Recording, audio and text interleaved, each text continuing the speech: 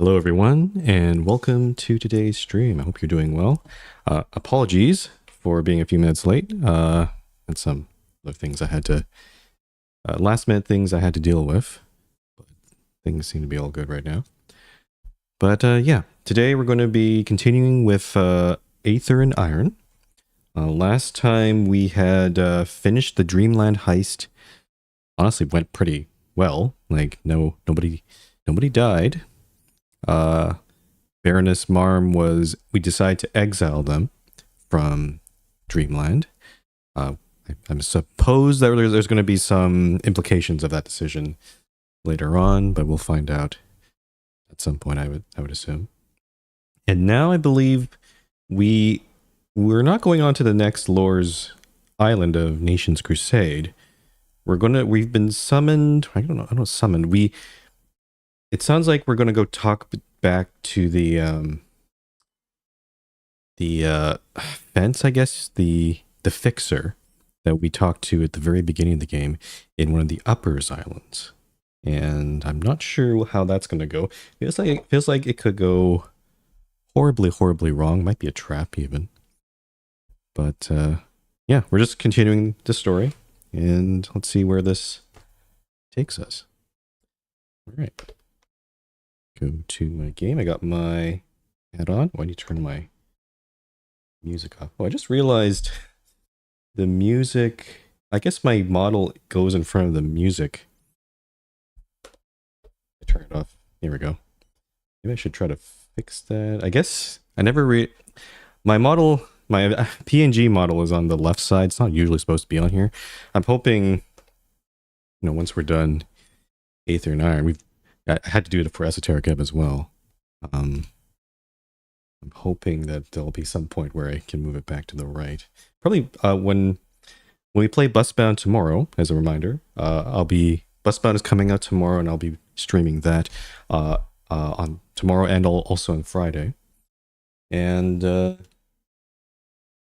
yeah, I'm looking forward to just driving a bus for a bit, because we've been kind of doing a lot of epic narrative adventures lately. But yeah. Okay.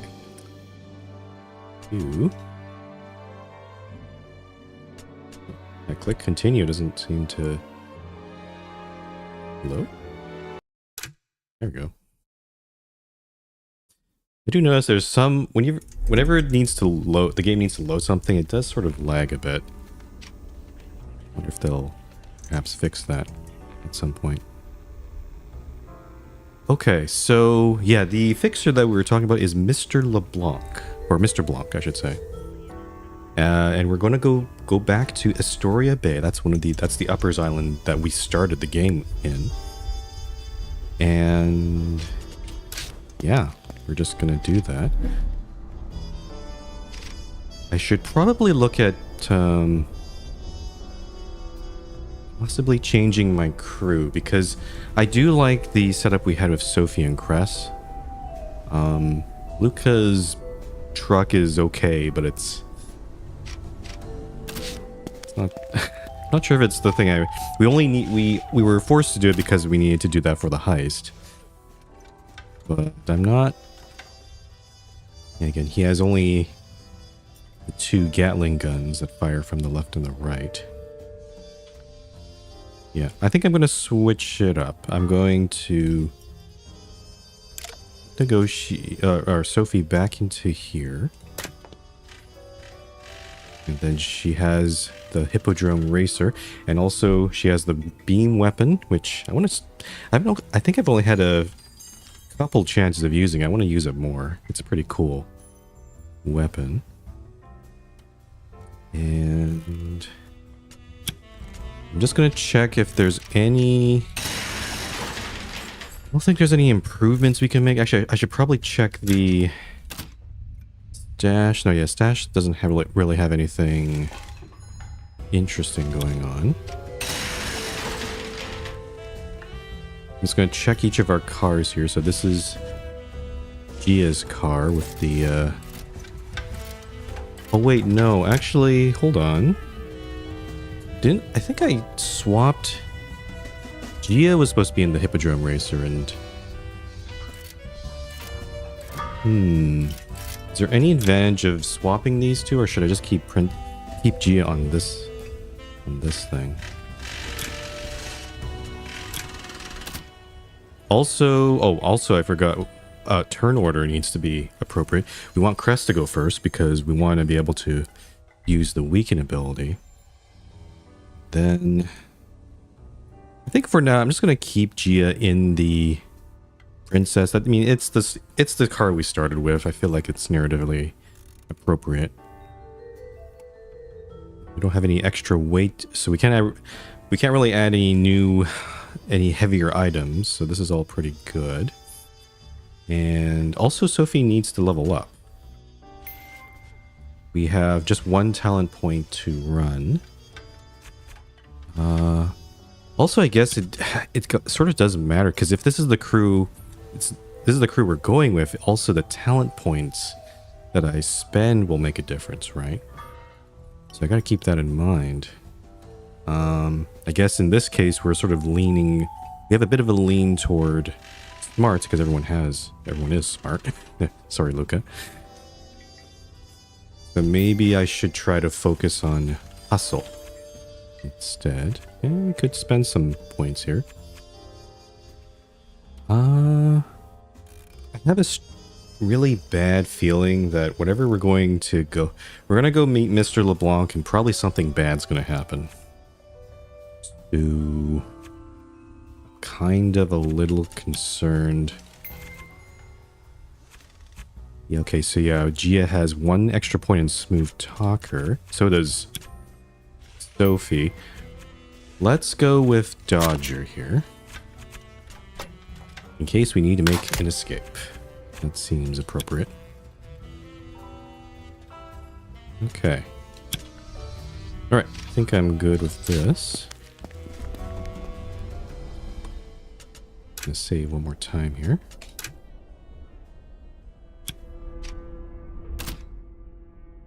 Okay. So it does kind of look like, yeah, most of the game does take place in the uppers. You can see the three big islands here. Nations Crusade is like a very huge area. And the only uppers island up here is Astoria Bay. So we're gonna go up here. So apparently Mr. LeBlanc contacted the underground, or I think the underground contacted him. The uppers are another world only vaguely resembling the one I know. The gutters are empty of garbage, the walls free of graffiti. My stomach does a flip-flop. I'm a square peg in a landscape of round holes here. Don't let the clean streets and pristine buildings fool you. The physical foundations are as good as money can buy, but the moral ones, I wouldn't trust my weight to them. Also, it's worth noting, we made a decision at the end of last stream, of the last Aether 9 stream. We had a choice of whether to bring Apollo, the famous actor, or Sam, the negotiator. I chose the Apollo because, again, he has clout. He kind of fits in better with the uppers. But maybe there might be situations where maybe Sam might have been a better choice. So both of them are pretty, well known. So I don't think there's much difference there. But we'll see what happens. At least you can actually taste the air in the uppers. The standard of living in the lowers is determined by whom it benefits most. And those people are living here, not down there. I check my watch. We should head to the glass cage now. Mr. Blanc won't stick around to wait for us if we're late. I don't know if it's something I pick up in a mirror or the corner of my eye, but I feel a familiar itch between my shoulders. I check, and sure enough, we have a tail on us. Better move. Fast. I knew it. So we could have also used our Phantom ability. But in this case... Oh, wait, our heat is too high. Oh, I might actually reload because I just want to try to... I forgot our heat was still 3. I kind of want to reset it, but unfortunately because we don't have access to any safe houses anymore because we're not in Dreamland. I'm trying to see, is there any item? I thought there was an item that reduces heat. Ah, fake license plates. Can I do this now? Can it modify the check right now? I don't have to reload. Okay, I've reduced my heat to 2. There we go. Okay, so now because I'm in the range 0 to 2, I get a bonus of +2. That's good. I find it interesting there's no like in between. It's always like it's always the +2 or -2 if you're, and there's no, +2 -2. If you get like a moderate amount of heat, it's just no bonus, positive or negative. And then I guess if you have lots of heat, it goes the other way.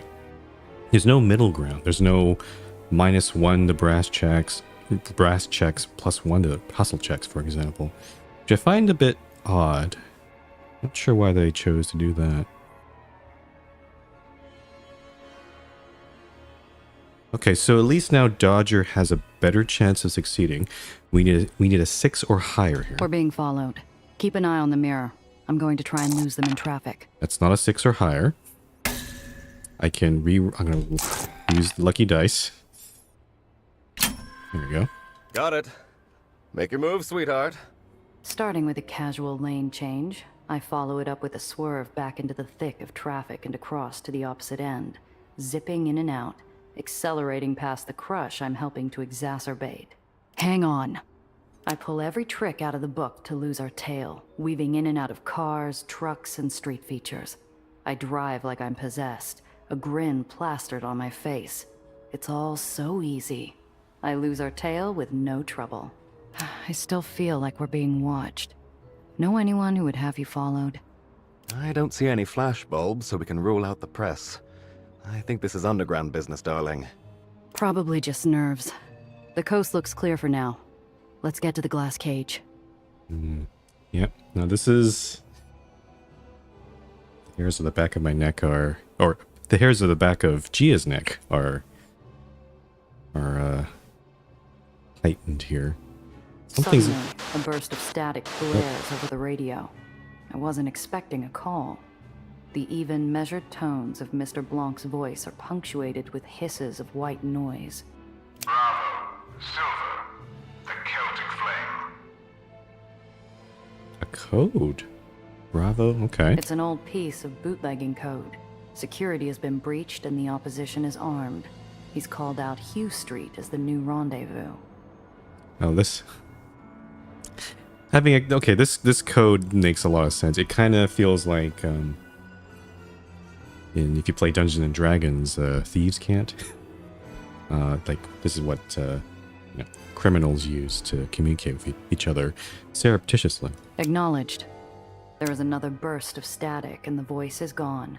I pull a quick U-turn and start heading toward Hugh Street. Looks like a change of venue. Why a change of venue? I don't like this. You spot a tail, and just a moment later, our contact changes our meeting spot. Mm-hmm. What are you getting at? It's a trap. I'm saying that if it looks like a trap and smells like a trap, it's probably a trap, darling. Even that old bore Shakespeare knew it. A cold feeling burns in my gut, like a shot of raw bathtub gin. I can't fathom what would make Blanc abandon his plans this way. Whatever his reason, it's serious business.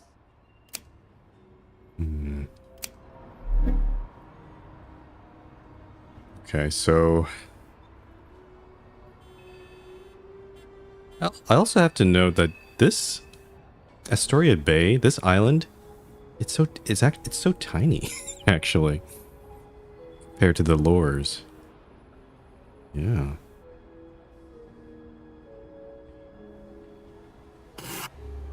Oh, an alleyway. Oh, okay. This is not gonna go well. Shadows envelop the meeting spot on Hugh Street. A narrow afterthought of an alley leads into a sort of postage stamp courtyard. Only each wall is the looming cold edifice of a modern building. The buildings here cast deep shadows like bottomless pits. My mouth feels sticky and sour. Tastes like dread. I get out of the car. I grip my gun in my pocket like the hand of a childhood crush. It's so quiet out here, my heartbeat is crashing jazz cymbals in my eardrums. I don't see him. He must have run into trouble. I think the radio message might have been fake. Try to relax a little, huh? We're early. He's the punctual type. Or that. Despite my casual tone, I can't settle down. We must have been here an hour already. I check my watch. It's been barely 5 minutes. When Mr. Blanc suddenly speaks from the shadows, Apollo jolts and quick draws his pistol. My hair is standing on end. The familiar red ember glows from the black shadows of the alleyway. Relax, Mr. Diamond. Put away the gun and let's talk. Even in the alleyway, he's a very shadowy figure. We can look at the alley. Nothing but darkness within. I guess nobody's paying for overtime tonight. The uppers are different at night. All of that pristine concrete and glass, so shiny and bright in the day, looms like jail cell walls after lights out. The open, starry sky somehow still feels too low, too close. I'm trapped. That's close enough, Randazzo. Ah, been a while, old sport. I see you're still playing Mr. Mysterious. We all have our roles to play. Beyond the corona of cigarette smoke, I can make out even less of Mr. Blanc's mug than usual. Something's not right here. Can use our gumshoe to ask about the change of plans. I'm gonna try it here. Just barely success there. Nice. This was a desperation play. He chose it knowing that whoever is after him wouldn't expect him to pick this place. Too many windows, too many places for hidden eyes. A weak ploy. The glass cage was compromised, wasn't it? Someone was waiting for you. You're giving us your findings because you're trying to get out. Astute, Randazzo. With painful slowness, I edge closer. The man likes his anonymity, but curiosity moves my feet before I can stop them. The tip of his cigarette flares with light as he takes a long draw. Despite his businesslike tone, his hand is shaking slightly with the effort. His skin looks pale. Is he sweating? Oh, he's actually nervous. Uh-oh. You're hurt. Not another step, Randazzo. Until today, I would have described Blanc as flawless, if cold. A consummate professional, always in control. Tonight, the cracks are showing. And they're showing that things are wrong. Deeply wrong. So yeah, okay, so this guy is meant to be, yeah, just perfectly in control of all of his situations. But if someone can get to him, then who? This is serious. Something, yeah, as Gia said, deeply wrong. Something is going way off here. I have the information you paid for. Spit it out, man. I don't like this place you've chosen. There is not a safe place in New York. I will be leaving soon. I'd recommend the same for you all. Why? Are you serious? What about your network? What about the glass cage? My enterprises are not your concern. The ember of Blanc's cigarette shakes in his hands. He takes a long, hungry drag. All the more reason for you to cough up the information and get under cover. Very well. My investigations have led me to a group called the Trust. It is an organization that has existed as long as the field of Aether development. They have more resources than all of the baronies combined. They wield immeasurable influence, fantastic wealth, and they hold sway over each and every baron in New York. They have stayed secret thus far by suborning, bribing, or killing any who have dared to challenge them. Okay, so a secret cabal or secret society. Pretty typical. Pretty typical, kind of tropey in a way. That sounds ridiculous. Are you putting me on? As soon as the words escape my mouth, I know he's dead serious. But it's too ludicrous to fathom. I can't seem to fully catch my breath. Ignore them at your peril. It would appear you have stepped into the deep end without realizing it, Randazzo. And you've dragged the rest of us along with you. Okay. Let's say that there really is a shadowy organization secretly pulling the strings in the city. Sounds far-fetched to me. What's their purpose? Just as in every other period in human history, those who already hold wealth and influence often wish to keep it to themselves. All in the name of the greater good, naturally. And enriching their pet politicians and scientists, no doubt. The smallest fraction of their holdings would sate the avarice of any public servant or investigator. If these people are so all-knowing and all-powerful, why bother with Nellie? They could just discredit her, ruin her rep. I provide information, not conjecture. They are simply opposed to Reinhardt's presence here. If they're so powerful, why haven't they succeeded yet? Good question. Perhaps you're the wrench in their works, Randazzo. Good answer. Are Okay. the Trust the ones responsible for spreading red Aether technology? The rally in White Street looms, the carbonized stink of human ashes filling my nostrils. My gut lurches as I watch Kilmeyer's Island crash into dreamland. I shiver involuntarily. This is madness. That's insane. Evil. All those deaths for what? For power, for control, for short-term gain. Who knows what drives the minds of the Barons? Each has their own strength and their own weakness. Where's your proof? The pieces all fit, but it still sounds so far-fetched. Those vultures, those villains. We still need to see your proof, Blanc, but damn me if it doesn't ring true. How else could all of this happen so quickly? I have proof, yes. Circumstances beyond my control brought me here before I had time to collect it. Circumstances beyond your control? We're sticking our necks out here. Do we look like suckers to you? We're professionals, and we've worked with Mr. Blanc here before. If the goods aren't here, we just have to go get them, right? Just so, Randazzo. Mr. Blanc reaches into his breast pocket slowly. His motion hitches, and despite his iron demeanor, he can't help but grimace in pain. The proof. It is in my office. I will let... Crack of thunder. The ember falls from Mr. Blanc's lips.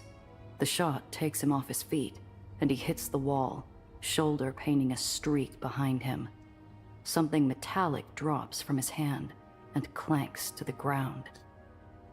So, whoever this assassin is, why would they only shoot Mr. Blanc? Maybe I should continue here. Mr. Blanc! Mustering what must be the last of his strength, Mr. Blanc pushes off the wall and staggers around the corner, out of sight. More shots.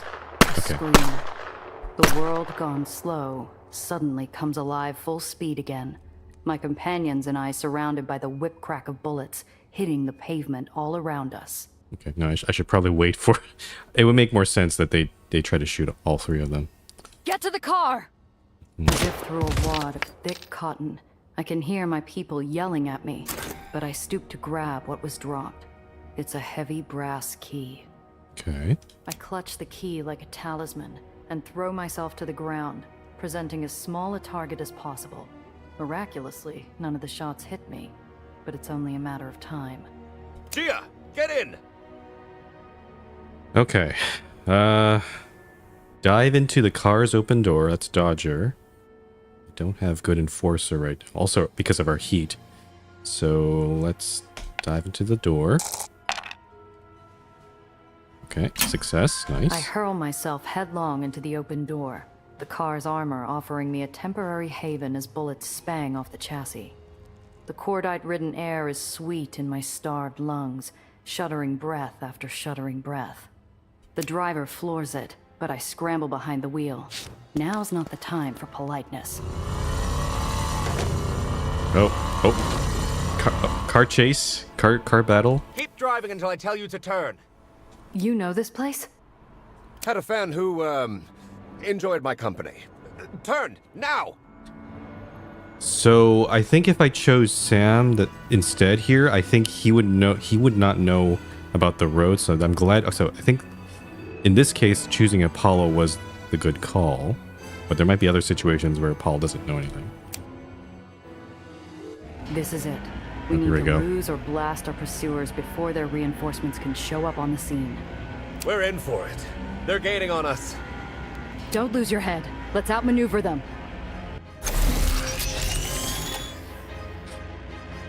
Okay.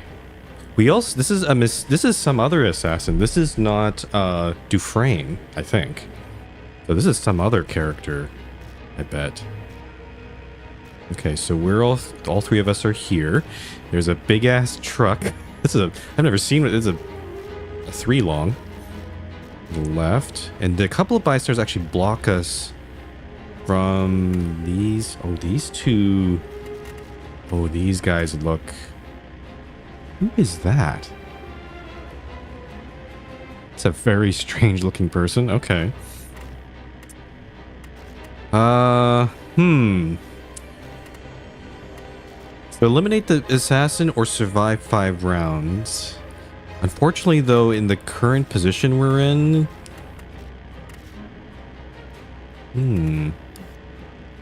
Road chains at the lanes added ahead. There's artillery coming in.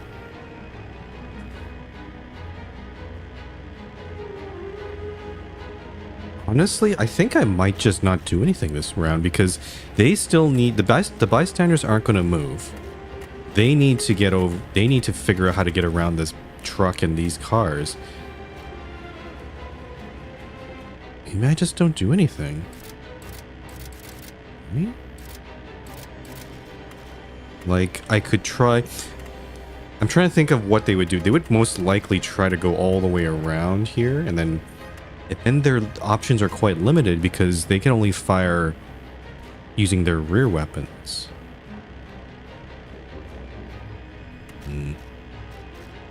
Cress does have the highest HP. I could try to, like... Also, I don't know how powerful these assassins are. They could have mega, massive, dangerous weapons. Sophie has the beam weapon.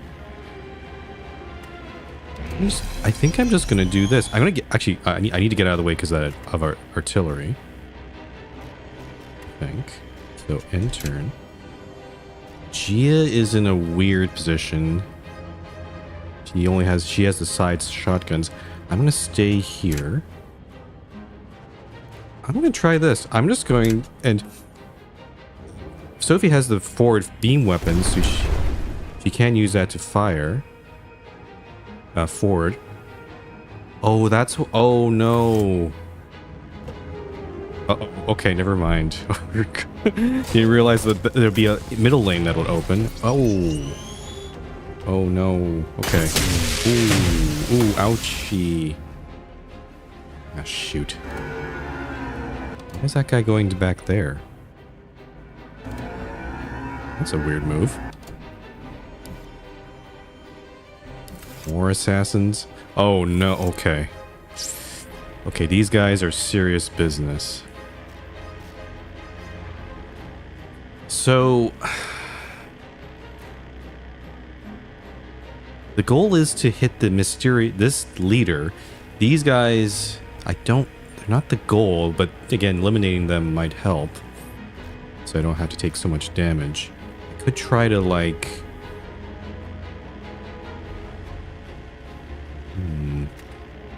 I'm definitely going to weaken Mysterious Assassin.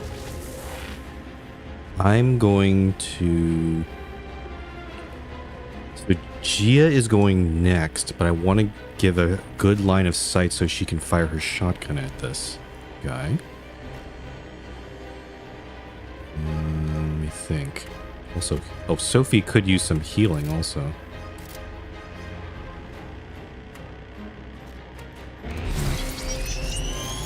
Kind of in a tight area here.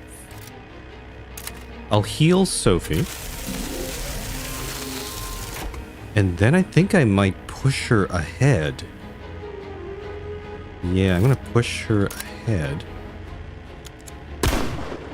And then move back here.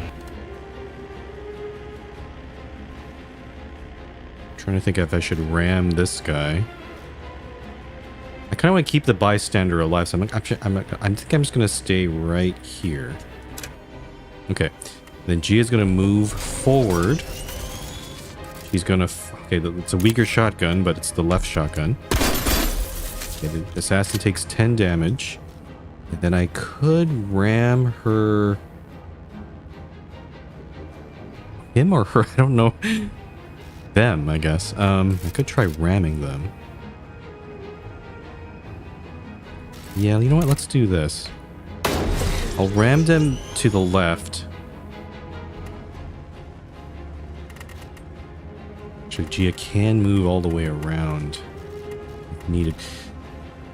But what I want Sophie to move into position if I can. I think she has enough AP to run around here and then beam these two. That'd be really good. I like that idea. So I'm actually gonna.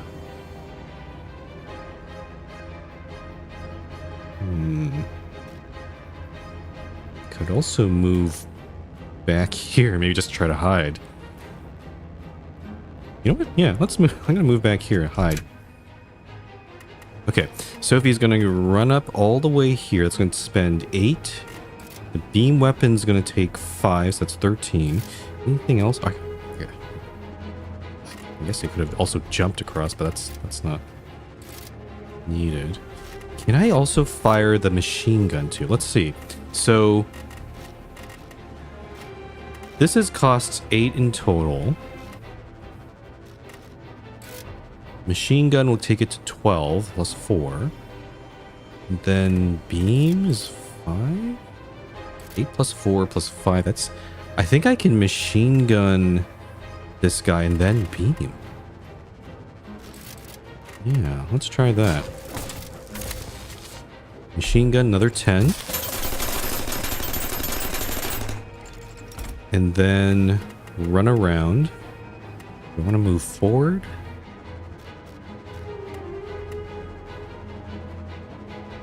I think I'll just move here. I might want to move away, perhaps. We will beam. Take both of these. So this guy is now down to 8. They're going to be taking Aether burns, so they're going to take, I don't know how much damage, probably 2 damage, I think.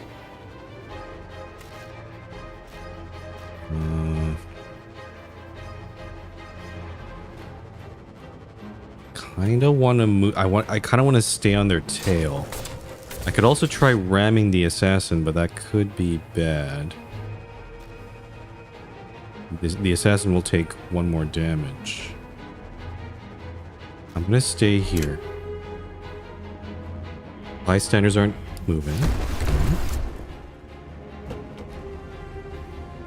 Cheese and crackers. Oh, I forgot Not this my guy. Automobile. This guy has some weird rear weapon. Yeah, okay. At least they're focusing on Cress. Cress has a lot of HP still. Really, darling, I could use a hand. Uh-oh. Oh, Sophie's down to 4.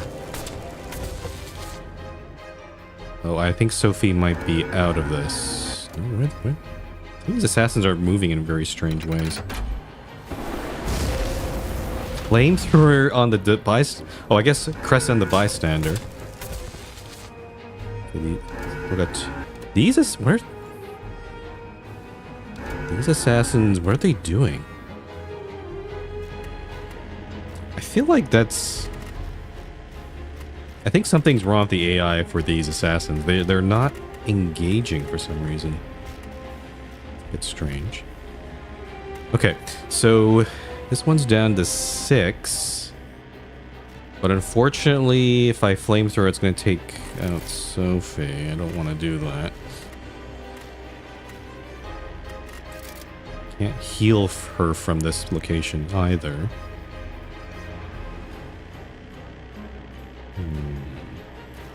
Does the assassin still have... It's still... Okay, they still have projectile vulnerability, so that's good.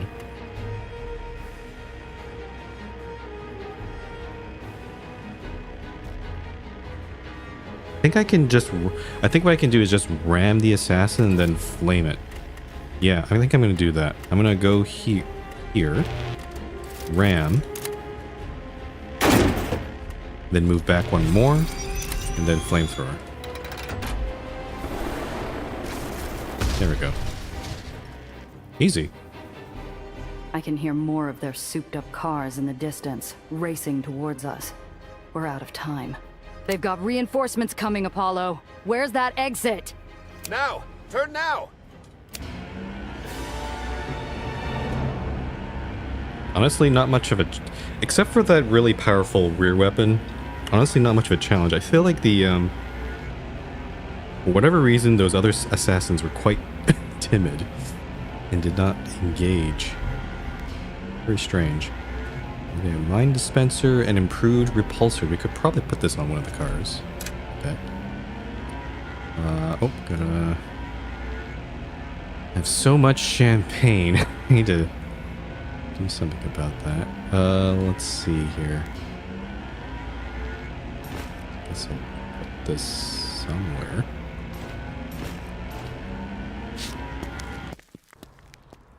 Apollo guides me through off-path alleyways and back roads, past checkpoints that would normally stop me cold, massaging their suspicion with his movie star looks and palaver.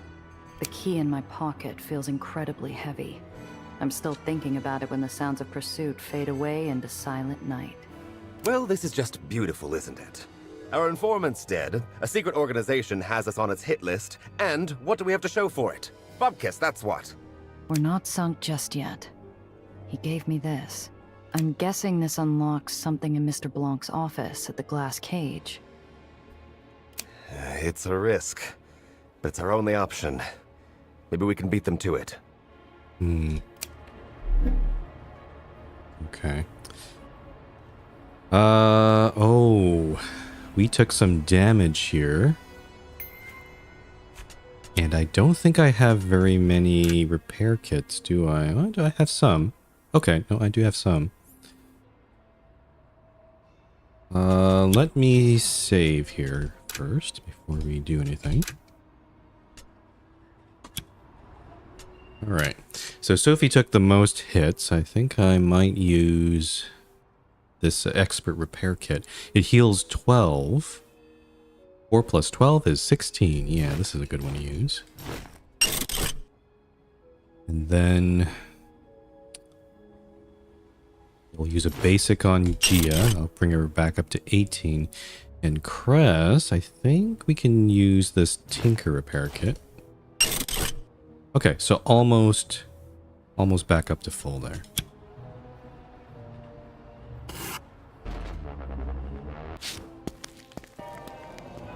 Ooh. We have to watch our step as we enter what was once one of the ritziest hotspots in the uppers. Wind whistles through the shattered glass floor. Glass crunches under every footfall. This place was stripped. There's holes in the glass floor. That's a bit scary. Whoever did this wanted to find Mr. Blanc's secrets, but the anger they left behind is evident. My heart lurches with hope. Did they do this out of frustration? Maybe they didn't find what they were after.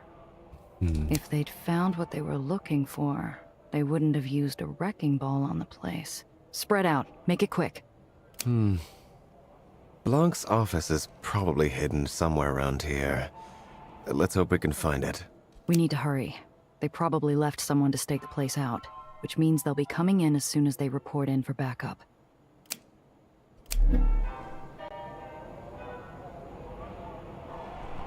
Okay, I do wonder, because we need to be quick about this, if I select things that might waste time. Yeah, this is where we first met Mr. Blanc in his booth, but that's not his office. I guess we can at least examine some things. Let's look at this glass A here. spider web of widening cracks lead to an enormous hole smashed in the floor.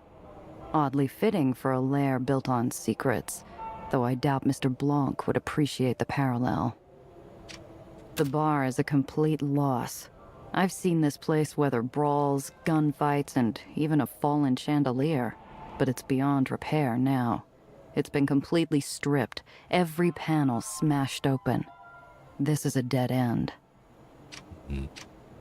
The wall behind the bar is riddled with buckshot. A series of shotgun blasts tore through the expensive bottles like tissue paper. I hope Morgan wasn't working tonight. Oh yeah, the bartender. So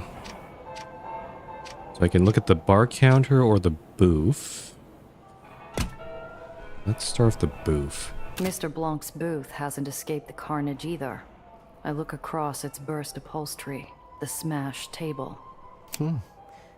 Will you look at that?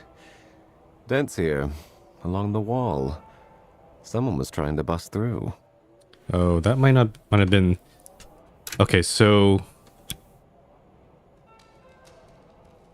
think that's probably. I want to go to the. I think the bar might be the better. Or I should have done the bar first. So let me. I've been in front of this Try bar this enough one. times that seeing it ransacked freezes my veins. Maybe there's something of value left in all that wreckage, but it does feel like grave robbing. I do like some items, so let's see. Gumshoe or strategist. They both have the same odds. Look for a hidden compartment. Look for something valuable. Let me try hidden compartment. That's terrible.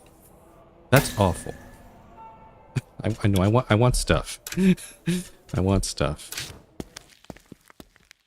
Usually I would go roll with a failed check, but I've been in front of this bar enough.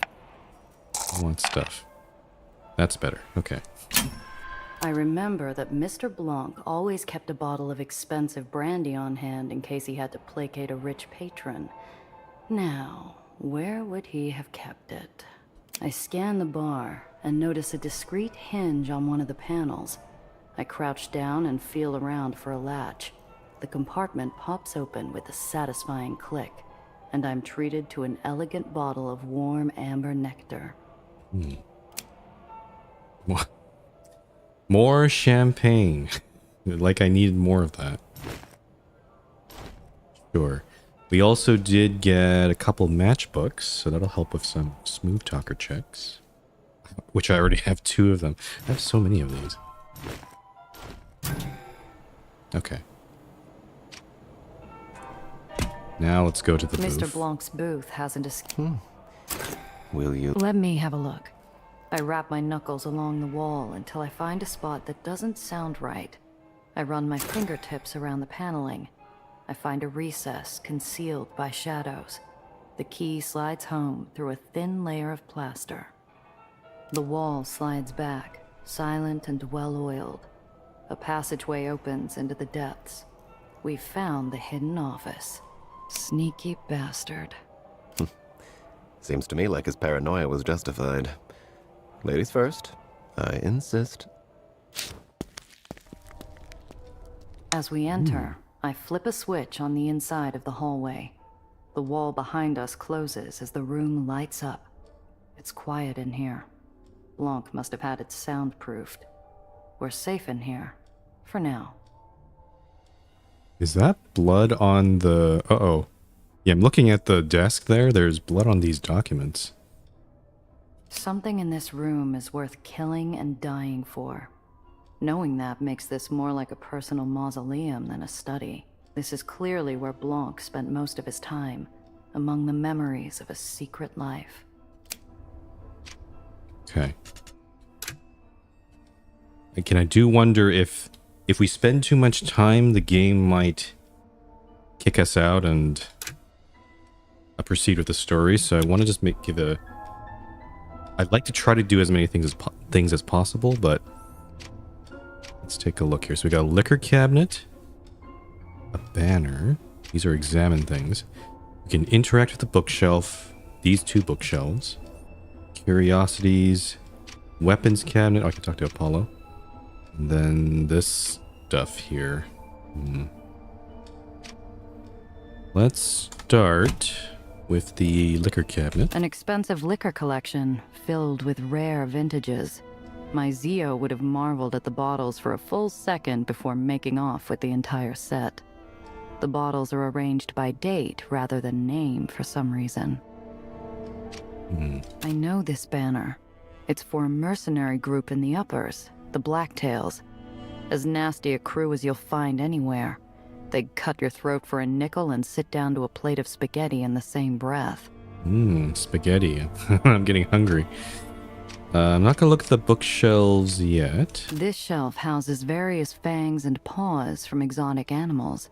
A series of scorched stones labeled Great War are also shelved here, each of them dated. There are a few empty spots. Mr. Blanc's private arsenal. The weapons here tell stories of warfare, of clandestine affairs, of time spent in Germany, the Americas, the Congo. Blanc either had connections, or his hands were soaked with blood. He might have been a soldier during World War One. Okay. I'm gonna leave. Let's do the desk first, because that seems like where a lot of the action is here. Scattered papers covered in spilled ink surround a half-packed satchel containing even more papers. Looks like he wasn't expecting trouble when it showed up at his door. Okay. So the only thing to look at are the bookshelves, so let's look. This shelf and the shelf behind it are crammed full of files. Each file contains information on a different New York VIP. Blanc was sitting on a cache of solid gold, or pure gelignite, depending on your view. There are enough names listed here to fill a city block. I don't have time to go through all of them. I had better stick to names I recognize, or I'll be here all night. Oh, we can just look through his dossier on various people. Okay. Underground. Mr. Blanc was willing to work with Apollo, Sam, and the rest of us, so he must have checked us out thoroughly. I want to see what he knows. Interesting. Okay. Sam. Samuel Ironhand Lowe, born and raised an Aether rat. Once attempted to separate himself from his youthful origins before the Terriers put an end to his plans. Took control of the fading Undercity League. Deft negotiation work found success in multiple baronies. Close but secretive association with Apollo Diamond. I love that even after his death, he's narrating all of this. I think it's a nice touch. Potential value. Master negotiator. Engenders trust. Exacting nature with an eye for detail. Exploitable weakness. Overly sentimental. Will do anything for the rats. Alcoholic. Alcoholic? Oh, didn't know that. Okay. I also like... I guess it sort of makes sense, but yeah, it's basically little notes that Mr. Blanc made, and they're very to the point, very succinct. I kind of like that aspect of this. Exacting nature with an eye for detail. Yeah. Okay. Apollo. Apollo Diamond. Born Moish Zachariah Diamond to a tailor and a library assistant in the Lowers. Maintains a public persona as an affluent and charming man about town, film star, and philanthropist. So he is a person from the Lawyers. Okay. A carefully constructed front, built after years of struggle in local theater and print advertisement. It was Moish's agent who suggested burying his Jewish origins and taking his working name. Oh, he's Jewish. Oh yeah, because there would be... I guess things never change, but I guess in this timeline, anti-Semitism is Still a thing. Hmm. After his big break starring in the successful war serial About Face, Diamond took advantage of his newfound fame to expand his repertoire. During his rise, began a second career as an urban resistance fighter.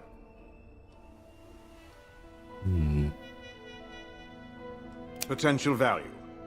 Communique smuggling to other islands. Access to information on resistance cells. Exploitable weakness. Bravado. Diamond can be goaded into rash action if he feels it is in character. Interesting weakness. Okay, that's good to know. Yeah, I always got the sense of that from him. He wants action. He wants to do things even if it might be reckless. Usually I enjoy reading my own press, but that sure ended on a he's depressing note. I think I've heard enough from Mr. Blanc for now. That's a moment of self-reflection for Apollo there. Didn't realize he was also reading this. Mr. Blanc's file on Nellie is slim, although it doesn't take long to find out why. There's not much information about Nellie? That's a bit strange. Scientific prodigy. Fast-tracked into the Helicline Institute at 16. Most probably by members of the Trust. Connected to the Trust's development of red Aether. Trusted fellow by 19. Honorary doctorate from NYU. Oh, the Trust pushed her into that. Okay. Reinhardt has reached out to me about a clandestine job of some sort. I must remember to update my file on her once I learn more. Reinhardt.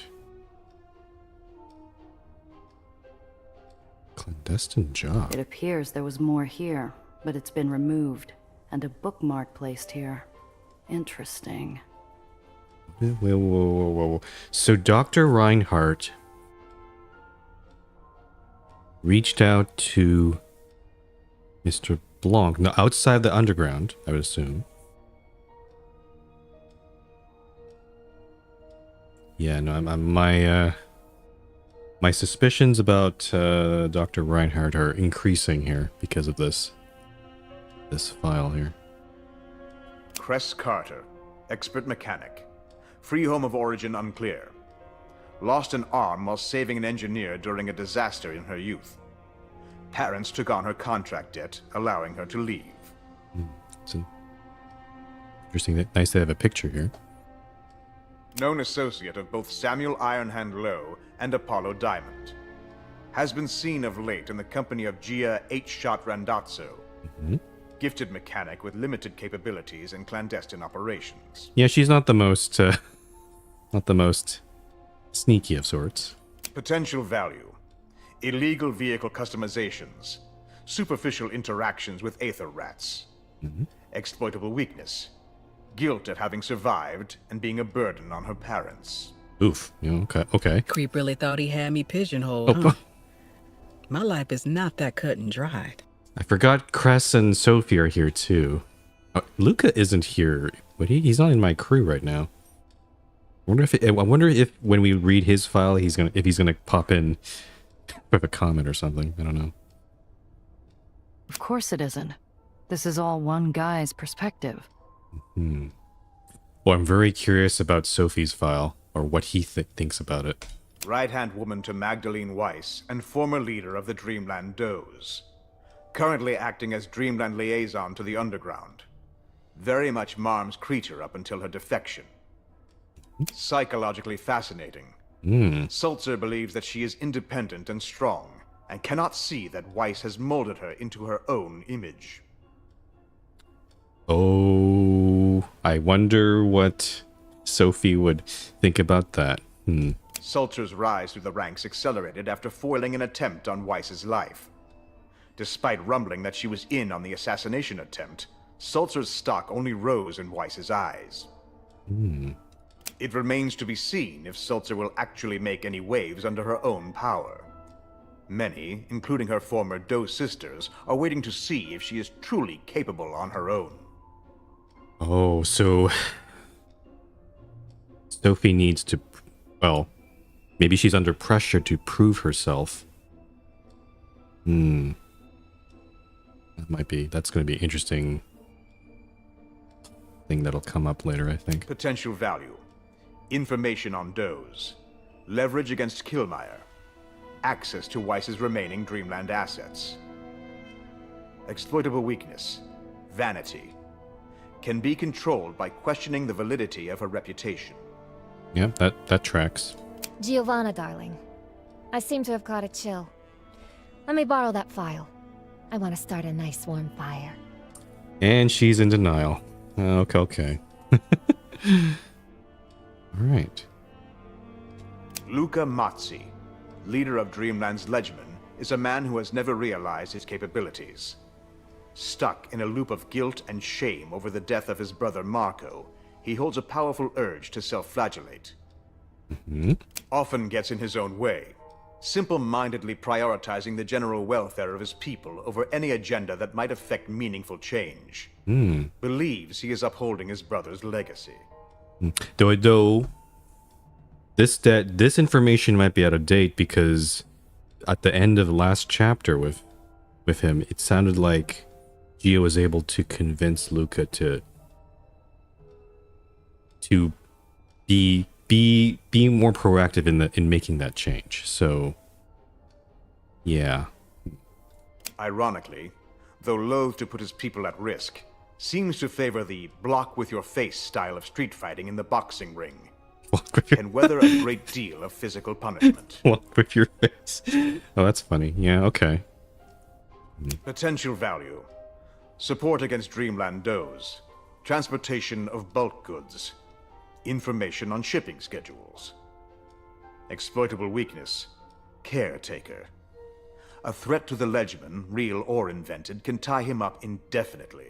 This one, real or invented. So someone could like make up a story and say, oh no, the Legion are in trouble, and he'd probably drop everything to try to save them.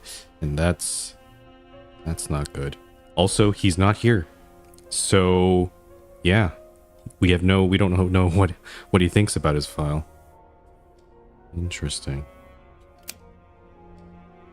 This is actually, I really like this part they put in here. It's like it gives a nice sort of baseline of like these are what this is one guy's opinion, who knows he seems to be has many connections. This is again, all of the information might be all the information that he has, it's to the point, but it's not fully accurate. It doesn't encompass everything. It's very Cole's notes, very summarized.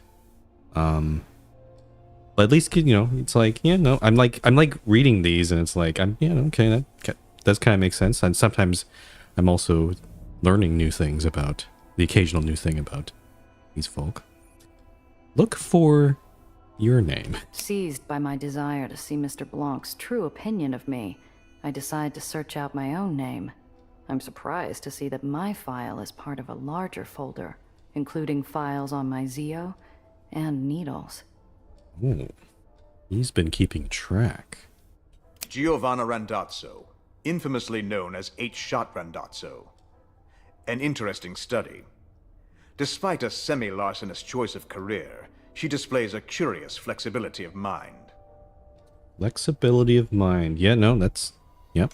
Seems to approach every challenge with a fresh set of solutions, alternately opting between using force, wits, or trusting to her skills.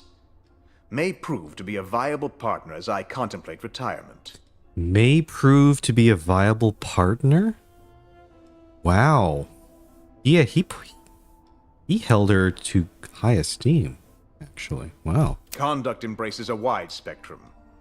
Murdered John Valentine in cold blood after the death of her uncle, but also regularly gives succor to the marginalized and performs other selfless acts. Recent endeavors include her role in bringing down Elijah Tellingast and masterminding the Pandemonium heist alongside a loose confederation of newly made associates. Okay, so his information is very up to date. That's good. Potential value. Possible partnership in future after I am satisfied of her mettle. Once she finally comes to terms with the loss of her uncle, will become either a danger or an inestimable resource. Inestimable resource or danger. Okay. Huh. Exploitable weakness. What's the weakness? Shaky morality. Has selected a life of apathy against her own better instincts following the shock of her uncle's death. vulnerable to manipulations toward egotism or altruism. Sure. Yeah, okay. Yep. I ball my fists and lean against the shelf, taking care to breathe deeply for nearly a full minute. I can't tell if Mr. Blanc's profile on me is groundless speculation or not. I wait for my hands to stop shaking. It takes a while. Does kind of feel like, yeah, Mr. Blanc was able to. I think his observations are accurate. He hit the bullseye there. But again, she doesn't know whether is it just him speculating or is it based on. It's probably at least based on, what he's seen. So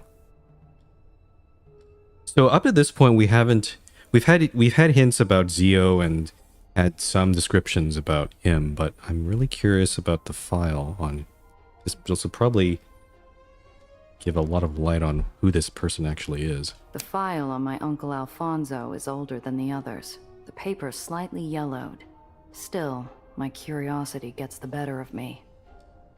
I first dealt with Alfonso Randazzo following my return to the city in the turbulent days following the disaster. The lockdowns around the city provided ample opportunities for an experienced smuggler. The disaster. I don't remember. What's the disaster? Is that something to do with the ground? Down back on Earth? The surface dwellers, maybe?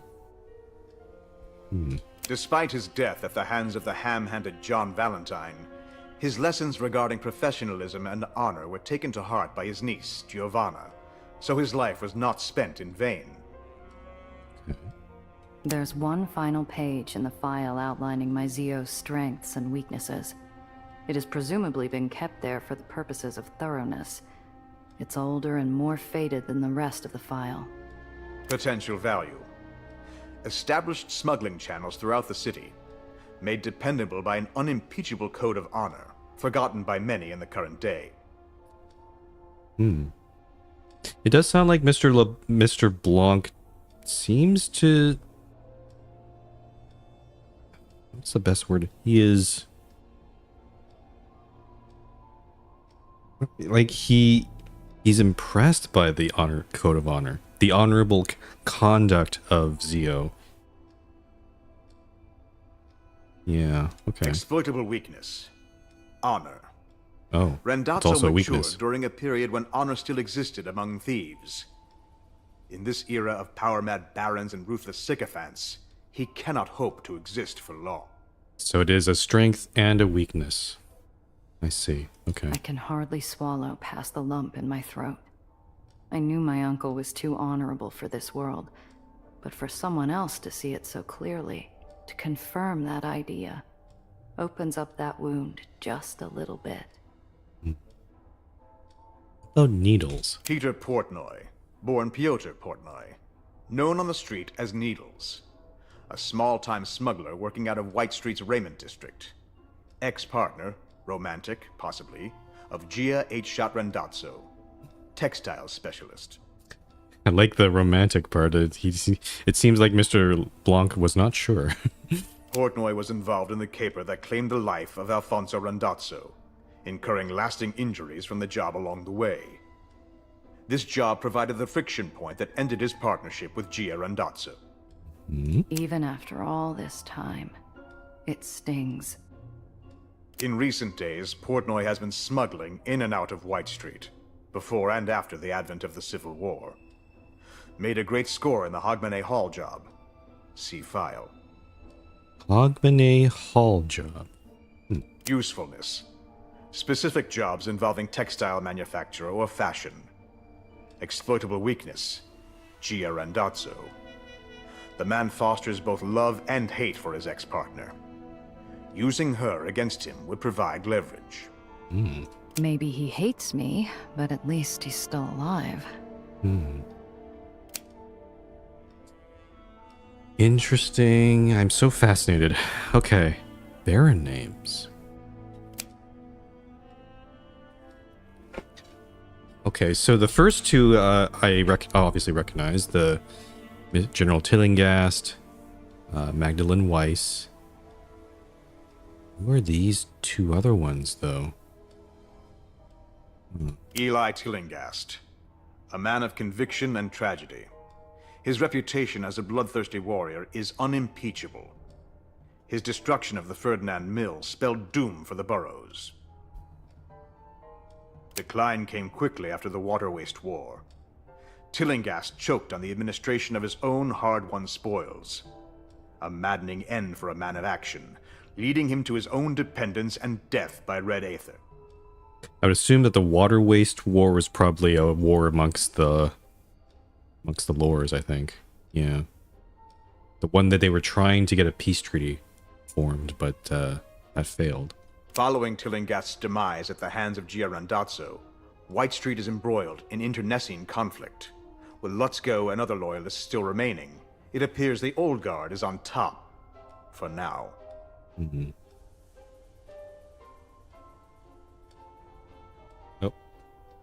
Oh, hold on.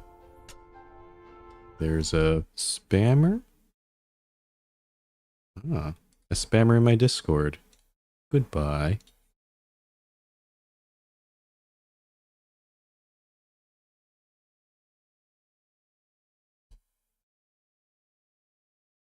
Oh, yeah. Okay, they're banned to DNA. No worries. Yeah, I kind of wonder if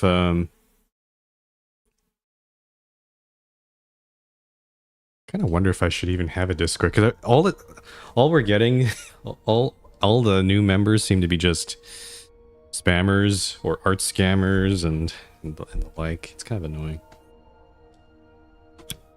But again, if I want to build any sort of community on over here, then that would be, you know, a way to do it.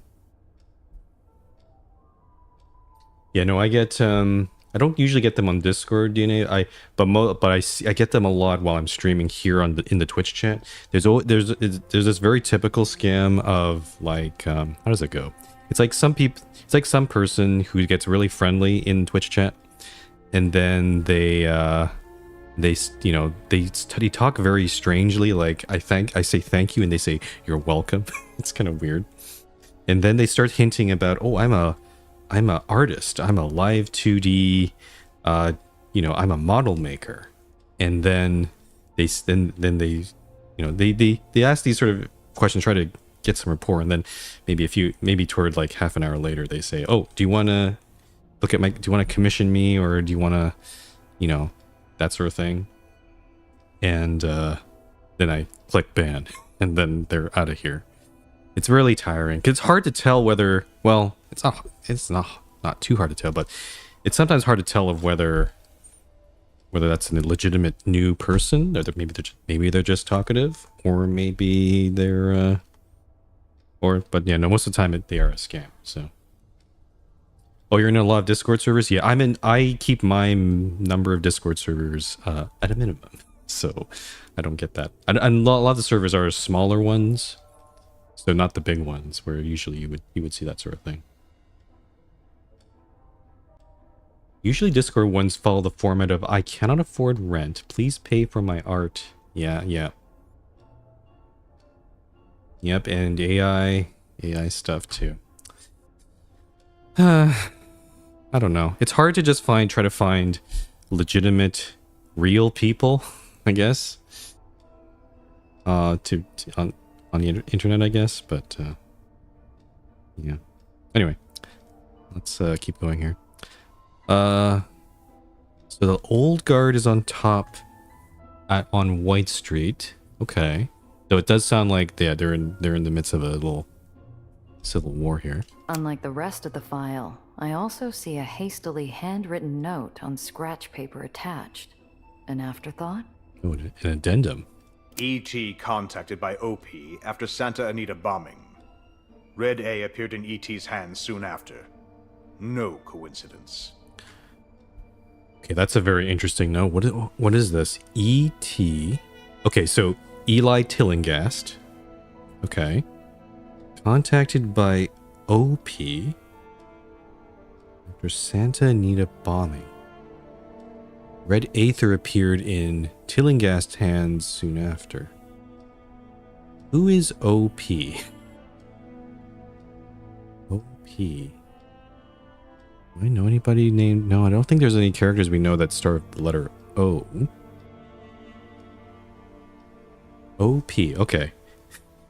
Not original poster, not overpowered. It's some other character maybe we haven't encountered yet. Okay. Magdalene Weiss. Magdalene Weiss, aka Marm, is a name synonymous with Dreamland. It would actually be far quicker to name the criminal enterprises she did not have a hand in than the reverse. Wow, okay. Growing her own gang, the Does, into an unstoppable force, Weiss has since gone on to rule Dreamland with an iron fist. Yet, in her dotage, Weiss grew obsessed with control, causing unease in her ranks. Yep. A recent plot headed by Gia Randazzo and associates, in conjunction with Sophie Sulzer and the Does, ousted Weiss from her Dreamland throne. Yep, we just did that. Weiss, exiled from the city she loved so well, is currently regrouping in Canada, Oh carried no. by offshore caches under her control. Sulzer has her under clandestine observation. Oh no, she's regrouping. She's probably in like Nova Scotia or something, or Ontario or something. Yeah, and she's trying to come back here. I bet. Ugh. A hastily written note on the back of a torn-out ledger sheet sticks out. It's cryptic, but I think I get the gist of it. Another one. MW contacted by OP shortly after Pandemonium Blaze. Red Aether appeared soon thereafter. A pattern is emerging. Interesting. Okay, so I'm starting. Okay, so in White Street, there was they were doing they were having this peace treaty. They held it at the Santa Anita, and then it got bombed to unravel that peace process. And then there's usually some sort of event that catalyzes, kind of persuade. I guess I don't know. Persuades the Baron to get Red Aether. But it sounds like it's these sort of events, the bombing and the pandemonium, the first pandemonium fire, not the one that we just did, the one that happened years back. That I see. So it sounds like this trust is probably making these things happen to get the Baron to be like They're like, oh, hey, here's some Red Aether you can use to, do whatever you want with it. And, yeah, a conspiracy here. Now, these two have never met, so this is all going to be new information. I don't know who Millard Meeks or Beatrix Wilcox are. Millard Meeks, aka the Glass Baron of Astoria Bay, knows better than to interfere with my operations here or elsewhere. The deal we have worked out benefits us both, and he is just intelligent enough to honor our pact of mutual ignorance.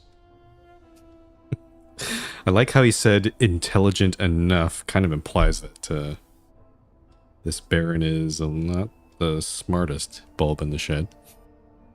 Okay, so Astoria Bay. I have observed the letter of our agreement and hidden away my material outlining his child's parentage, as well as the source of the glass fortune. Oh, does he have blackmail? Oh, does his child is illegitimate, I think. And the source of the glass fortune. Yeah, okay, so there's multi-pronged blackmail there. In the event of my death or forced exile resulting from his defaulting on our contract, the material is concealed within the oversized painting of the Baron in the Great Hall of the Glass Mansion, within the frame itself. Oh. Interesting. Can we go to the... I don't know if we'll ever go to the Glass Mansion at any point, but that would be we could get that. When viewed under black light, the text etched in silver chloride ink reveals a series of account numbers to offshore banks. Any competent forensic accountant will find his holdings to be less than legitimate.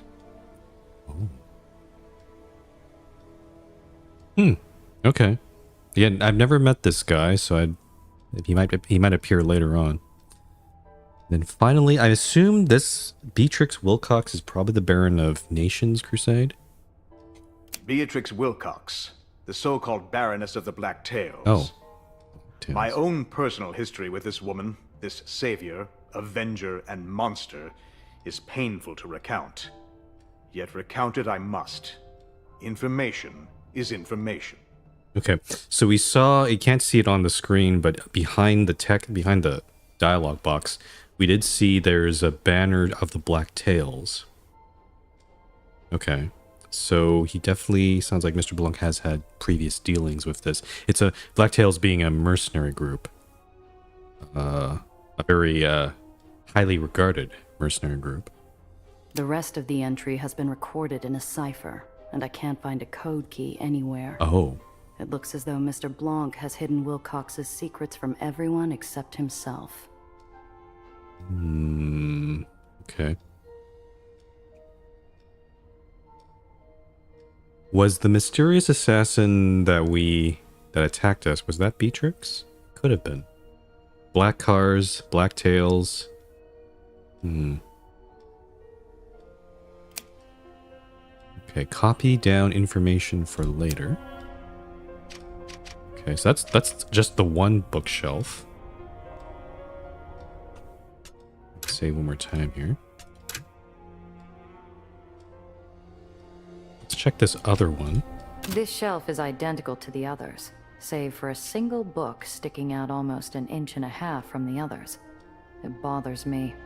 I don't believe the fastidious Mr. Blanc would leave such an imperfection in his lair. Instinctively, I start pulling books out of the shelf, letting them spill to the ground higgledy-piggledy. Recessed into the back of the shelf, I find a hidden safe. Oh, okay. Locked safe. I don't know if I should talk to Apollo first before I do this. Let's see. If this ever gets out, there'd be a screenplay in no time. You ready to play a man of mystery like Mr. Blanc? Could broaden your profile with the masses. Apollo could turn into James Bond. James Bond didn't exist in the 1930s, did it? I think the first movie was like in the 1950s, right? And relegate this gorgeous mug to scenes half filled with shadows? Hardly. There's a reason they call this the moneymaker, you know. You don't cover fine art with a sheet when it's on display, Gia. You are so full of it. Okay, I was glad I had that talk. Locked safe. The safe has a combination lock with a backup keyhole. It looks much like Mr. Blanc himself, implacable in its flawlessness. It's a tough old bastard. Did we learn a combination anywhere? I don't think so. I've checked everywhere else in the room. I could use Phantom. That's the best chance. It's not the best. It's 58%. It's been a long time, and I was never an expert. But I gamely push my ear up against the surface of the safe and begin finessing the combination dial. Well, we killed it there. Infinitesimally slow, listening for telltale clicks and clunks. Finally, after what seems like an eternity of straining my ears and cramping my fingers, a pattern emerges in the lock's rotations. I try my sussed-out combination, and the safe pops open with a faint hiss. With slightly shaking fingers, I pry open the lid of the safe like a pirate's treasure.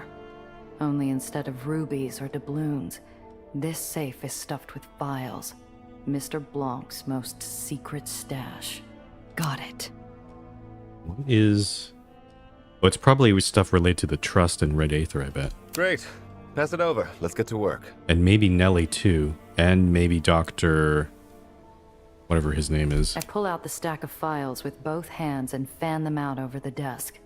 What we're holding here is pure dynamite. There's Got to be a file in here about Red Aether. That stuff keeps popping up. I bet Blanc knew something. I'm cycling through file folders when my eyes are drawn to a file labeled Tobias Dufresne. Finally, some answers. Our quote-unquote friend. I kind of feel like Dufresne's actually going to turn to a good guy, or at least an ally. That was my gut feeling when we last talked with him. He didn't seem. He was all business, and he did do quite a lot of great things, but Tobias Dufresne, the Hanged Man. Hanged Man. Beatrix Wilcox's old hunting dog. Oh. I never had to go up against him, thankfully. Retirement didn't agree with his former blacktail, and he made it known in no uncertain terms. Okay, so former blacktail. That kind of tracks, yeah. Dufresne's history is one that remains hidden. Every informant, every spy I sent to ferret out his secrets, met a bloody end. After the 5th such attempt, Dufresne himself was waiting for me, in my private booth. Oh, that's scary. Dufresne poured me a tumbler of whiskey, and recounted for me the details of what has come to be known as the Night of the Underline Revenant. It was more confession than conversation. Night of the Underline Revenant. What a name. I dare not recount the details of his rampage, but the broad strokes. After being asked to perform a job that went against his code, he was hung by his neck from the tow line of an island and left for dead. Oh. 3 days later, he boarded a ferry off the island, carrying a sack filled with the tongues of every underboss who voted for his sentence of death. The Baron himself was left hanging from that same tow line. Oh, and I think he did, in that bench conversation on Coney Island, he did sort of hint at this. I do vaguely remember. Yeah, he did tell us this part. Okay. But I like that Dufresne does have a code himself. It is mentioned here. He has a code of conduct. Okay. I suspect that the Trust aided Dufresne in his quest of vengeance to acquire his allegiance. Oh. He never revealed why he sought me out, but I read between the lines. He was warning me to stay out of his affairs. Okay, so maybe it's a bit more complicated than that. If the Trust helped him in his to try to get back at the Blacktails, yeah, that's not so good. I paused to reflect. I don't know whether or not I would have taken the Trust's aid and pledged to them if they had helped me with my own revenge after Valentine's murder. If it weren't for my friends, I might have. A few more folders in, I spy Nellie's name, as well as the name Olympus Park. Maybe the gaps in Nellie's file can be filled in here? Receiving a hand-delivered note from anyone in the Heights is unusual enough. But to receive a note from Reinhardt, a rising star in Olympus Park, was quite shocking. Even I have few contacts within the Heights. In the note, Reinhardt mentioned to me that her life was in danger, and she believed the bombing of Olympus Park was specifically done to halt her research. I immediately started my own investigation. Okay, so I think I got it confused. I don't remember what the professor's Nellie's right. It's her full name is Nellie Reinhardt. I forgot about that. So the professor. It's interesting that there's no file. Mr. Blanc doesn't have a file on the professor. Why is that? You'd think that he would probably have that. Okay, but what's being described here is the initial. This is the initial job that Gia went on, like to escort Nellie out from the Heights, out from this island down to the Lores. While I have few agents in the Heights, the Trust has them everywhere.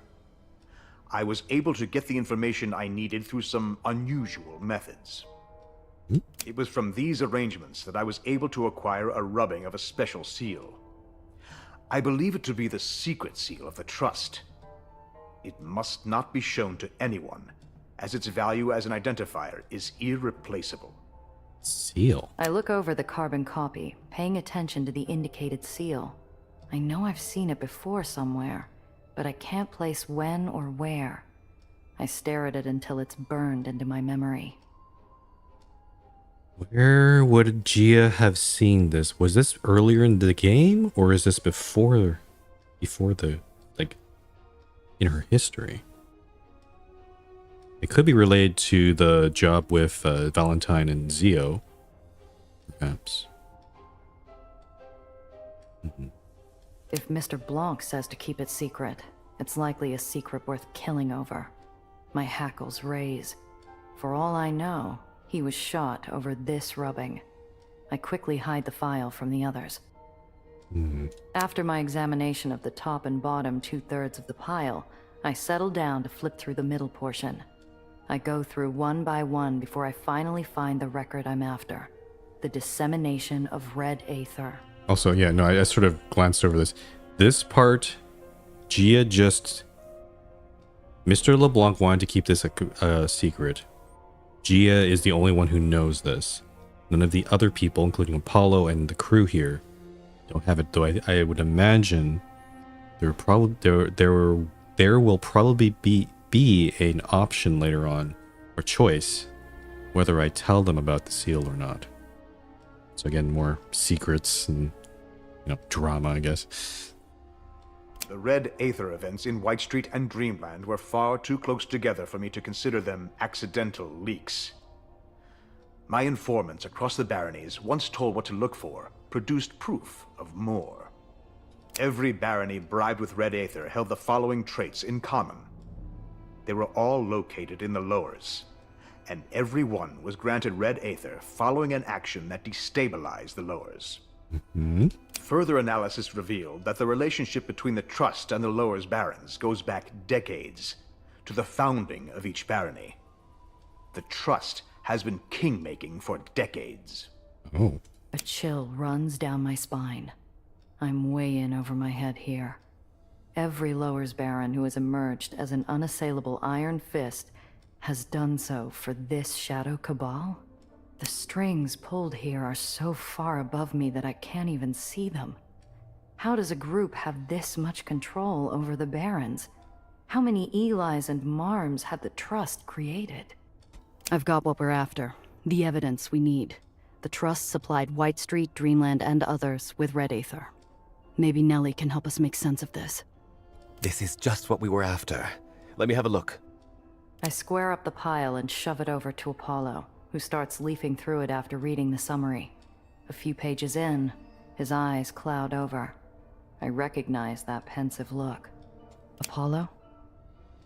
It all sounded so simple at the start. But it never ends.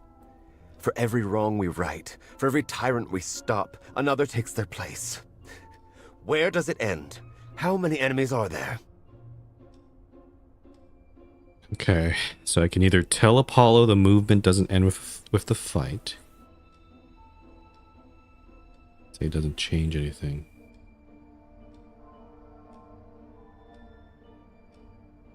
Let's try this first one. Apollo, taking down the people who caused the suffering has always been only half the fight.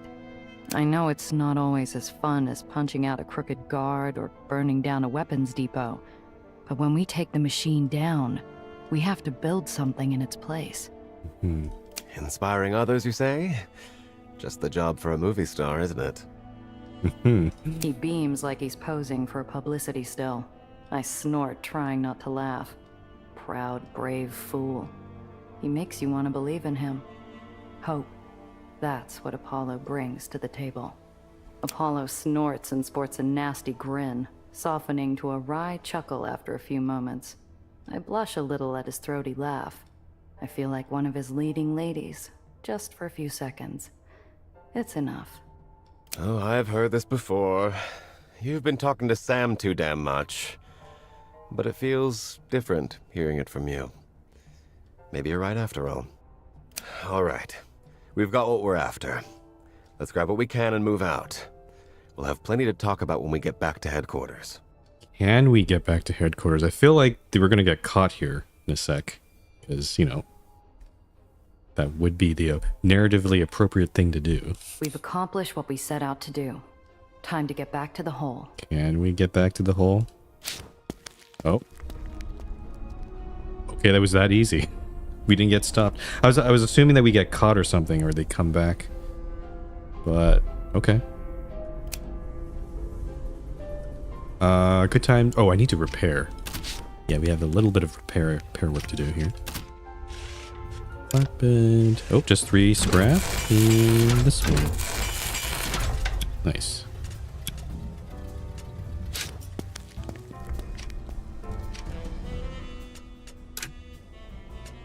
Let's save. I might just poke into... Oh. Emily has some stuff here. Okay, she doesn't have any... Hi, Gia. Ask how her research is coming along. Okay. How's Daisy coming along? Oh, Gia, come here, come here. You have to see this. Uh-oh. What is The this? kid leads me to the device. I've seen Heights Tech and promo reels, but they always felt too fantastical to be real. In the face of the glowing blue tower, I'm forced to reevaluate my worldview. Professor Gardner and I installed the Aether core as soon as we could. We've started tests to simulate Daisy's effects on the well, and the results so far align with our hypotheses. It's surprisingly simple. The well has an enormous gravitational force. Meanwhile, Daisy produces an opposing force, causing the particles to diffuse. This will weaken the well, causing it to shrink. Okay. Well, what do you think? It's amazing, Principessa. You really did it. I leave her beaming brighter than all the gizmos in her lab, leaving me wondering if that's how I ever looked when Zio told me good job. Come back soon. Oh, I see it is. It is starting to take shape. Interesting. Nellie seems to be applying her vast know-how in the construction of some kind of Aether-powered gizmo. I recognize some parts salvaged from Cress's garage, but some pieces and the ultimate function of the thing are alien to me. I did read the description. Did make me think though, like it's making a counterbalancing force against the well, but I wonder if it could be that device could also be used for evil. Like it could be used to make another well, like perhaps. I don't know. Okay, nothing in my apartment. I'm basically just gonna look through here. Yeah, I'm just gonna go through these characters, see if there's anything new. New interactions here. How can I help? So Nelly, we already Bye went for through. now. Tayana. Back so soon. Oh, we could do some... Actually, we should probably sell something. We've got a lot of stuff. Magnetic mine dispenser. I already have one of these. Okay, I'm also realizing Tayana has so much stuff. It's gone to the point where I can't, there might be not even enough space to sell things. It's kind of crazy. And also, I'm seeing some new items here as well. Okay, we're gonna do a little bit of shopping here, so don't mind me here. Let's see. Marked deck. Oh, that's a respec item. I have way too much champagne. I think I need to stash some of this champagne away. It's getting a bit ridiculous at this point. Actually, I can go... for something in particular? Don't be a stranger. Hold on, I can actually go here and access my stash. Here we go. So yeah, let's take away some of these. I don't need this many champagne bottles. Just have maybe a couple on hand. Nitro. Yeah, I need 4 here.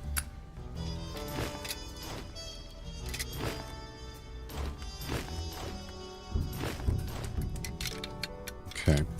And then Sophie has a nitro as well.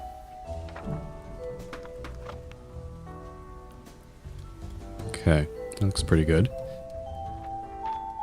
We're not going to go back to Dreamland, so I'm thinking I could sell this foreign candy as well. We can go Giovanna. buy some stuff. We need to we need to replenish our repair kits as well. So let's sell the foreign candy.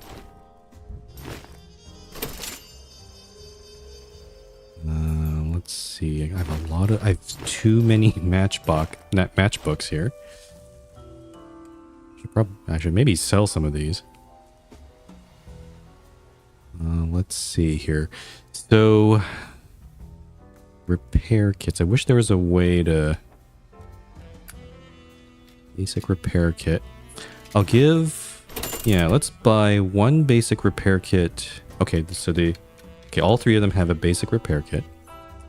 And then... What other repair kits? We have expert ones. I think that's about it, right? Yeah, oh, and tinker ones as well. I will buy an expert repair kit for each of these guys. It's $30, but we do have the money. Okay. I'm gonna sell the magnet mine dispenser. That's like $104. This improved repulsors, I hold on to these. I'm gonna check my vehicles and see if we can install those at all. And then in terms of parts, I was looking at, what are the new ones here? Military grade grenade launcher. And this refurbished powerhouse engine. Large and inefficient, this line of engines was designed to offer maximum possible performance. This particular engine seems to have exploded at some point, but careful repairs have brought it back to spec. Its weight is 13 AP though. Improved turbo engine. Okay, so maybe I think our engines could use a upgrade. See you soon. So I'm gonna have to again, I've mentioned this before, but the weakest part of this game is the UI. I feel like I think they could have streamlined it a lot better, because you have to click a whole bunch of different things and you can't see everything at once. So Princess has a regular turbo engine. +3 weight. The flatbed has an improved turbo engine.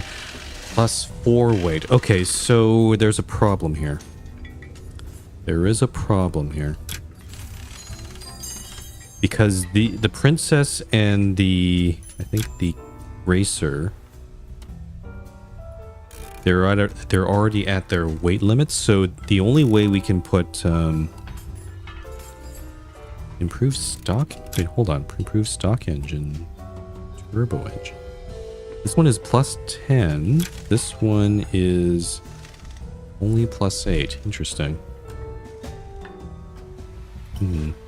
So yeah, I can't put any engines because they add 4 weight at the moment.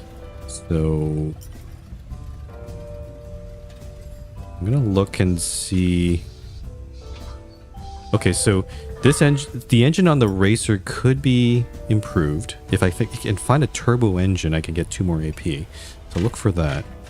And then repulsors, I'm just gonna look around here. Improved repulsors, yeah, that's the same thing we have in our... This one's nitro repulsors, okay. The truck has efficient repulsors.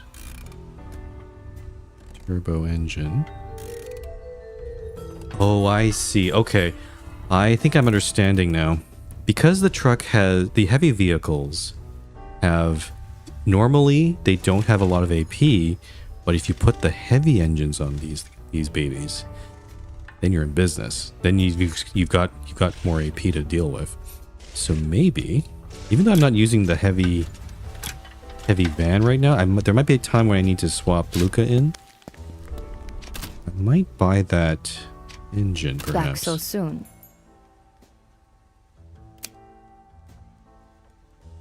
Yeah, plus 4 weight, plus 13 AP.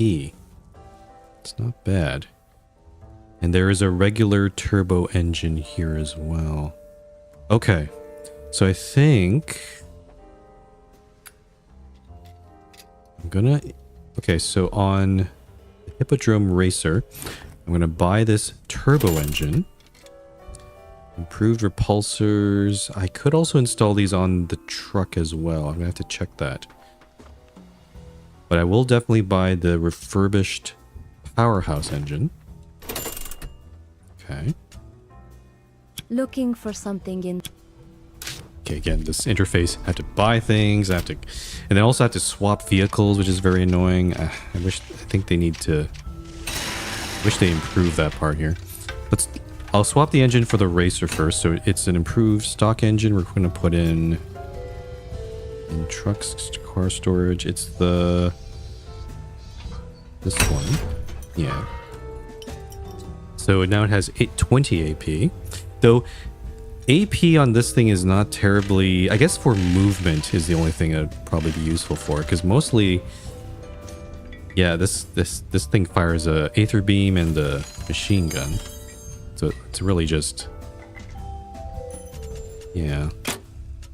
It's more of a agile thing. And then the truck... Okay, fortunately I can't... I don't have to switch crew. I can just do the change here. Refurbished powerhouse engine. This thing's plus 3 weight. This is plus 4, but the AP is jumping to 18. That's good. And the efficient repulsors plus 3 AP.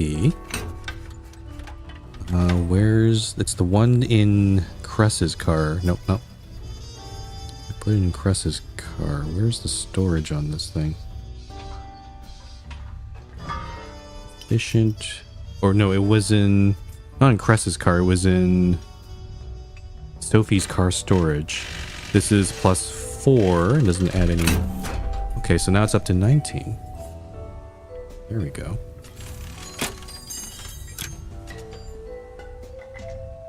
So we still have 1 unit of weight left, but I don't know what to put with that. I guess maybe a storage compartment now that I think about it. I don't really have that right now. Okay. That's pretty good. I think that's... And then, oh, I can also... Should I sell these engines or scrap them? Let me check the price on these. Price on these things. A scout rifle.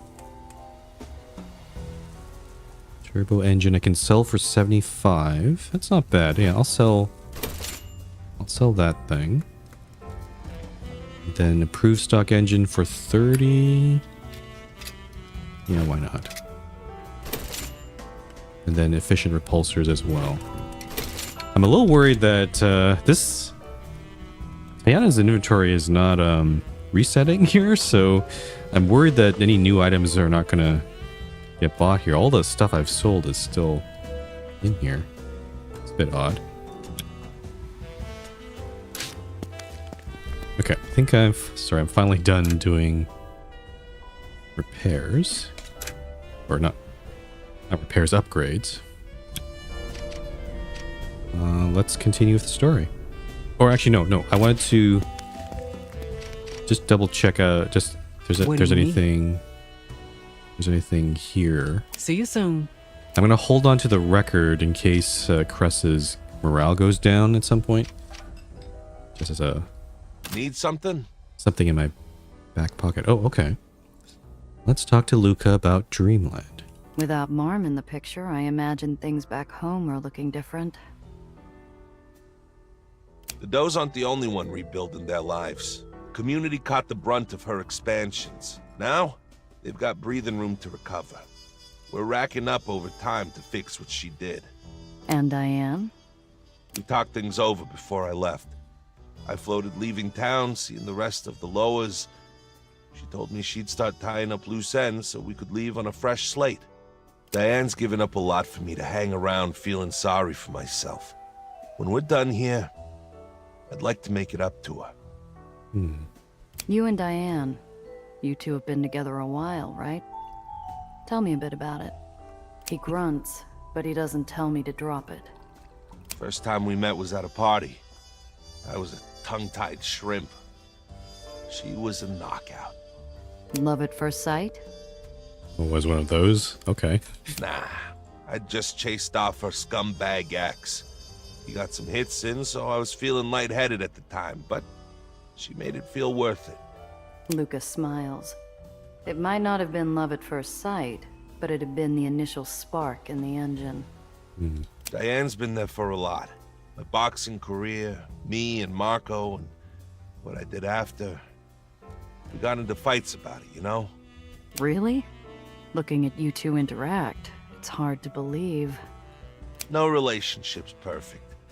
She stood by me, but it didn't mean she didn't sometimes resent me.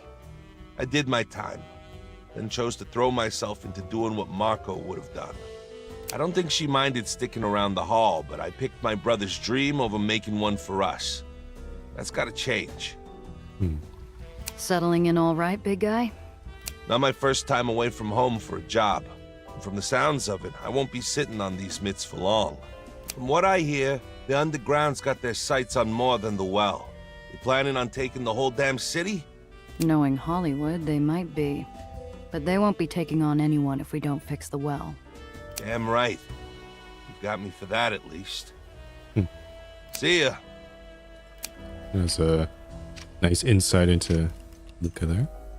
Giovanna? Oh, can you also ask her about Dreamland? Marm might have been the one at the top, but you were the Doe's leader. You think Dreamland can handle itself without you? As well as can be expected.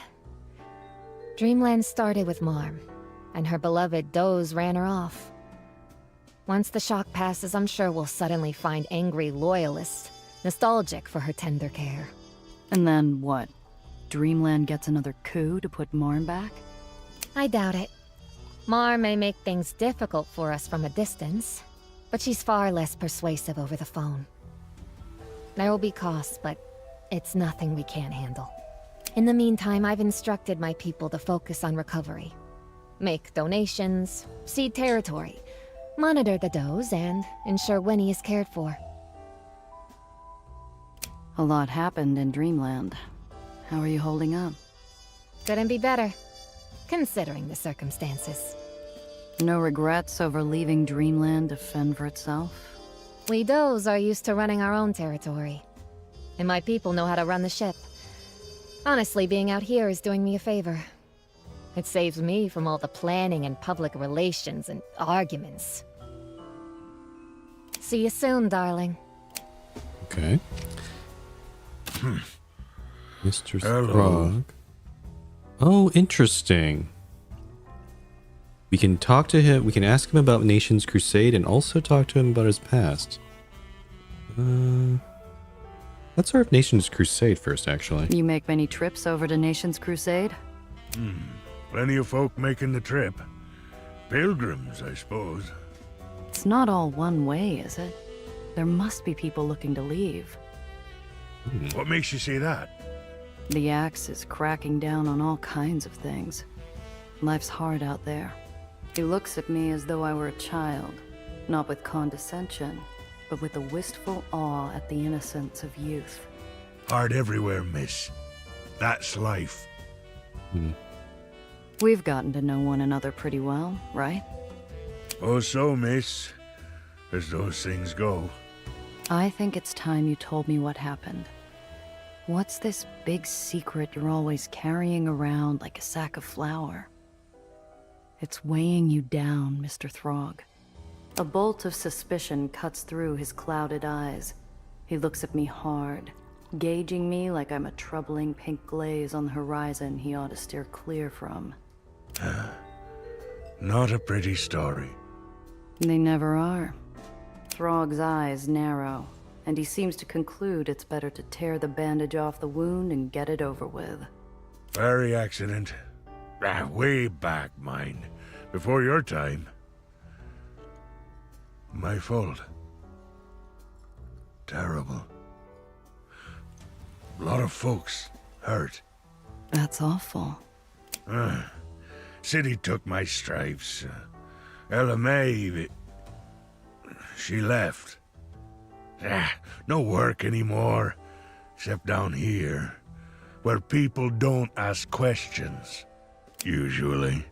I put a hand on his arm, and he flinches instinctively, like a wounded old hound. I keep my voice soft to show the old man my gratitude.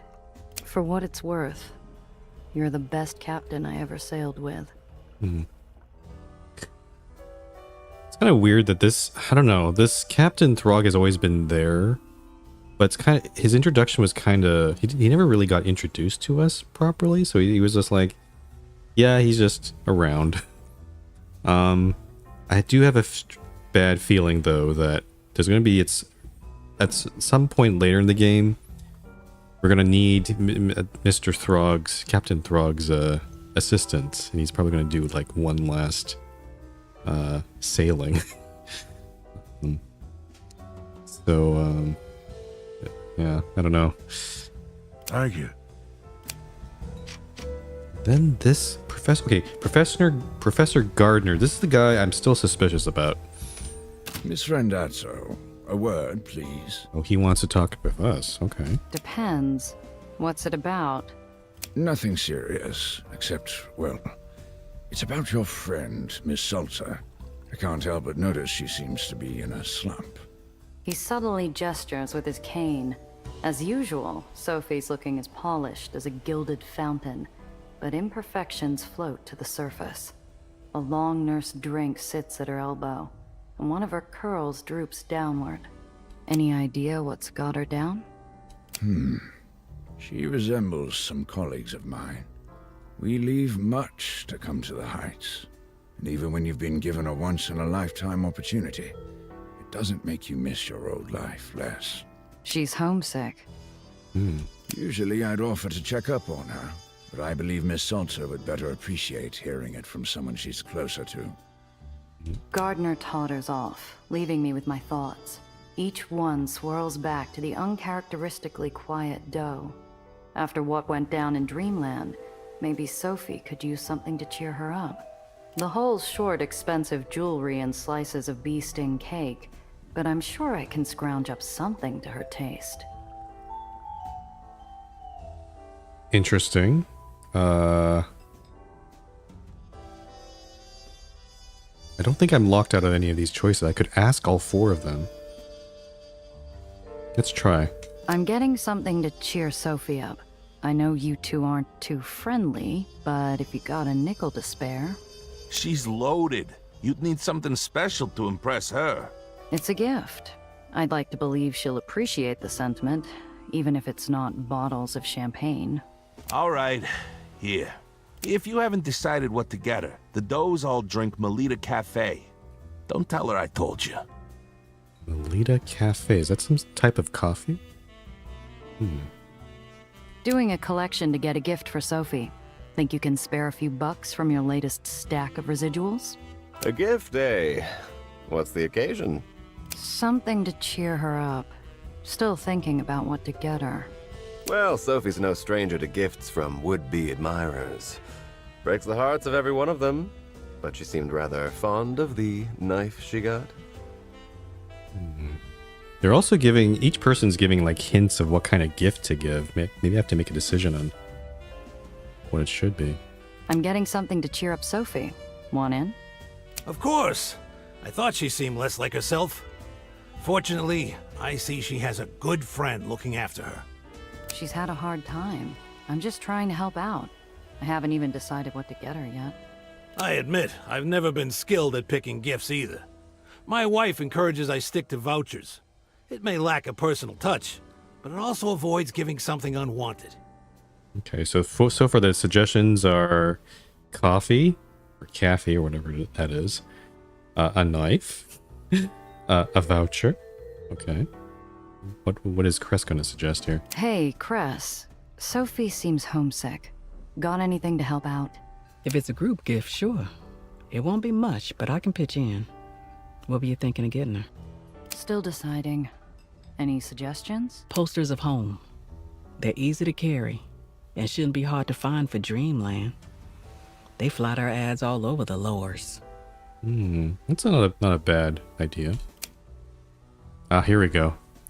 Get Sophie a can of coffee, a knife, a Pier 6 voucher, a Dreamland poster. I like Cress's idea. Collection in hand, I pop into Pier 6 and walk back to the root cellar with a wrapped frame. Sophie's eyes light up like a ray of sun on water as I place it on the counter. What's this? A gift. It's for you. How sweet. And it isn't even my birthday. Then think of it as an early birthday present. You seem like you've been a little down since we left Dreamland. I thought this might help. Are you implying I'm homesick? Really, darling. Dreamland's only a ferry ride away. Yeah, but you can't go home anytime soon, can you? My words strain through her facade like poison to her ear.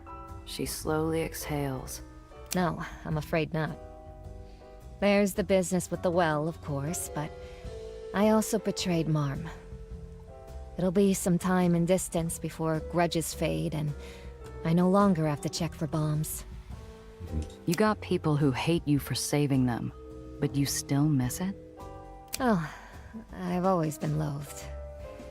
Even when I was a dirty child, cutting purses. But they weren't planning bombs in your car or arranging shootings back then. Fortunately, no, but I'm used to dealing with danger. I dealt with it when I was heir, and becoming Baron would have only made me a more appealing target. So what's there to miss, exactly? Quite simply, it's home. And no home's without its dirty laundry. For every threat, there's a light. An opportunity or a game to be played. Even if it was with my sisters. I might never have rammed cars with my siblings for a laugh, but I recognize that sigh. A wistful longing for simpler times past. You going to open that now, or wait till your birthday? Oh, so impatient. Has anyone ever told you to savor the anticipation? She leaves me to wait a beat longer before she tears into it. An old circus poster. Absolutely hideous. This gaudy thing's been on our billboard for decades. Yeah, but it's still one of the first things you think about when you think Dreamland. If you ever miss it, just take a look at that. Cute. I suppose I'll have to find somewhere to hang it then. And to think, I thought I was finally free from our tourism. Nice. Oh, Luca's morale has increased too. That's good. Cool. It sounds like a specific interaction from Gardner. I wonder if I click him again. How can I help? Okay. We clicked ask about his past, and now there is ask more about his past. The way you scientists tell it, the Heights is supposed to be the new city of a greater future. Only the best and brightest are allowed up there.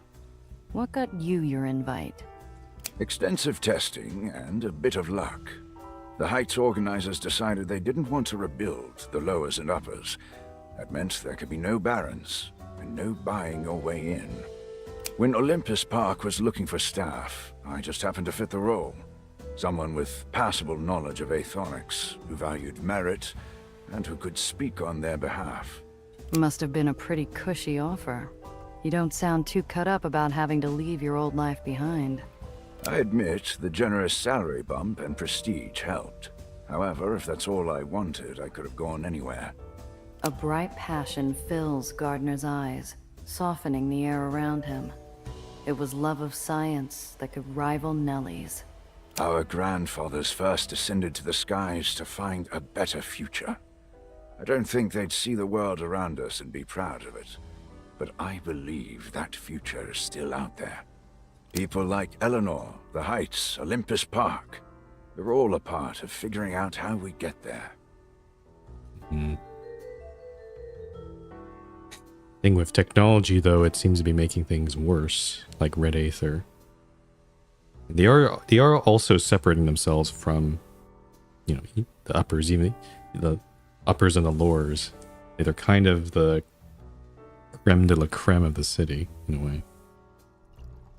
Goodbye for now. Okay.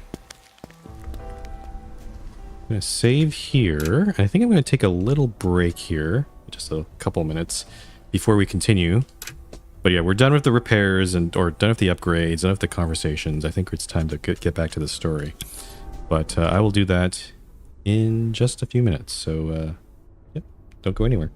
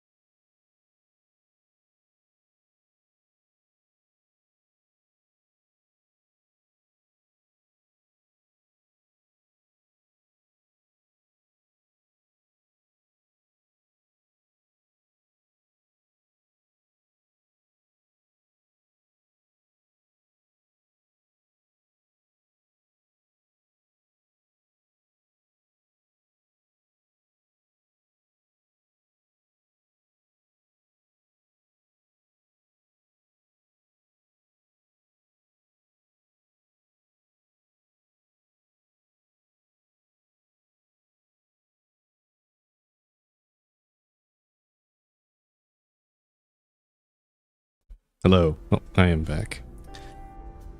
Now let's, alright, let's go to the lighthouse.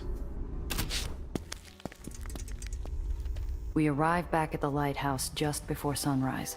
My adrenaline and nerve have both bottomed out completely. I find a bunk to crash in and sleep for almost 14 hours. We all meet up later that evening to discuss our findings. Getting everyone up to speed on the information Mr. Blanc provided us proves no easy task. The Trust, Dufresne, the Red Aether, everything. Poor Mr. Blanc. He was so very gallant. Even knowing assassins were after him, he stayed to the end to finish his work. To help us. Perhaps your bravery in fleeing the Trust inspired him to act bravely as well. Nellie, here is the file Mr. Blanc had on Red Aether. This is what we were after. Why don't you take a good look at it, and let us know what you find? I hand Nellie the file. Gradually, the lines of sorrow fade from her unlined face as she becomes embroiled in the work, her analytical mind giving context to the raw information we couldn't absorb.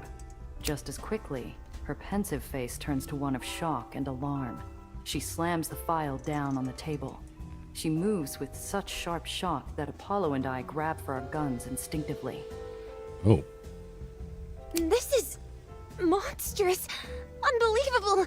Gia, this is why the well has been growing. It's worse than we ever could have imagined. Nellie, focus. What is it you're trying to say? What's happening? It's the spread and concentration of the energy, to be exact. Aether affects the atmosphere, you see. Usually, proper refinement removes the harmful effects, by and large. If it didn't, the city would have been torn out of the sky years ago. Even General Eli's weapon, on its own, should barely have an impact. But with multiple baronies using Red Aether, the effects are multiplied exponentially. The energies are tearing the well open day by day. It's like throwing gasoline over a fire. Okay, so Red Aether is making the well worse. Okay. Okay, slow down, Nellie. Breathe. So, If the lower baronies are using red aether and this is causing the well to worsen, how do we fix it? Short of everyone agreeing to stop using red aether, I suppose.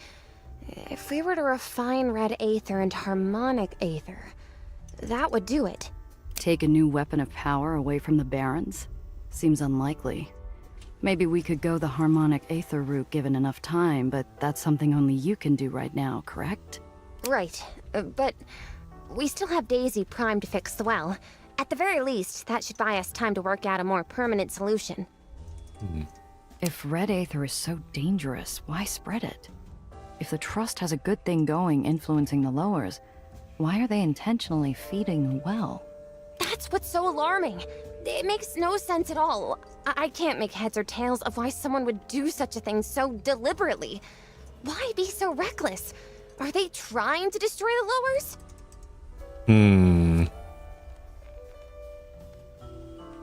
We do have a brainiac check here. Hopefully I can pass it.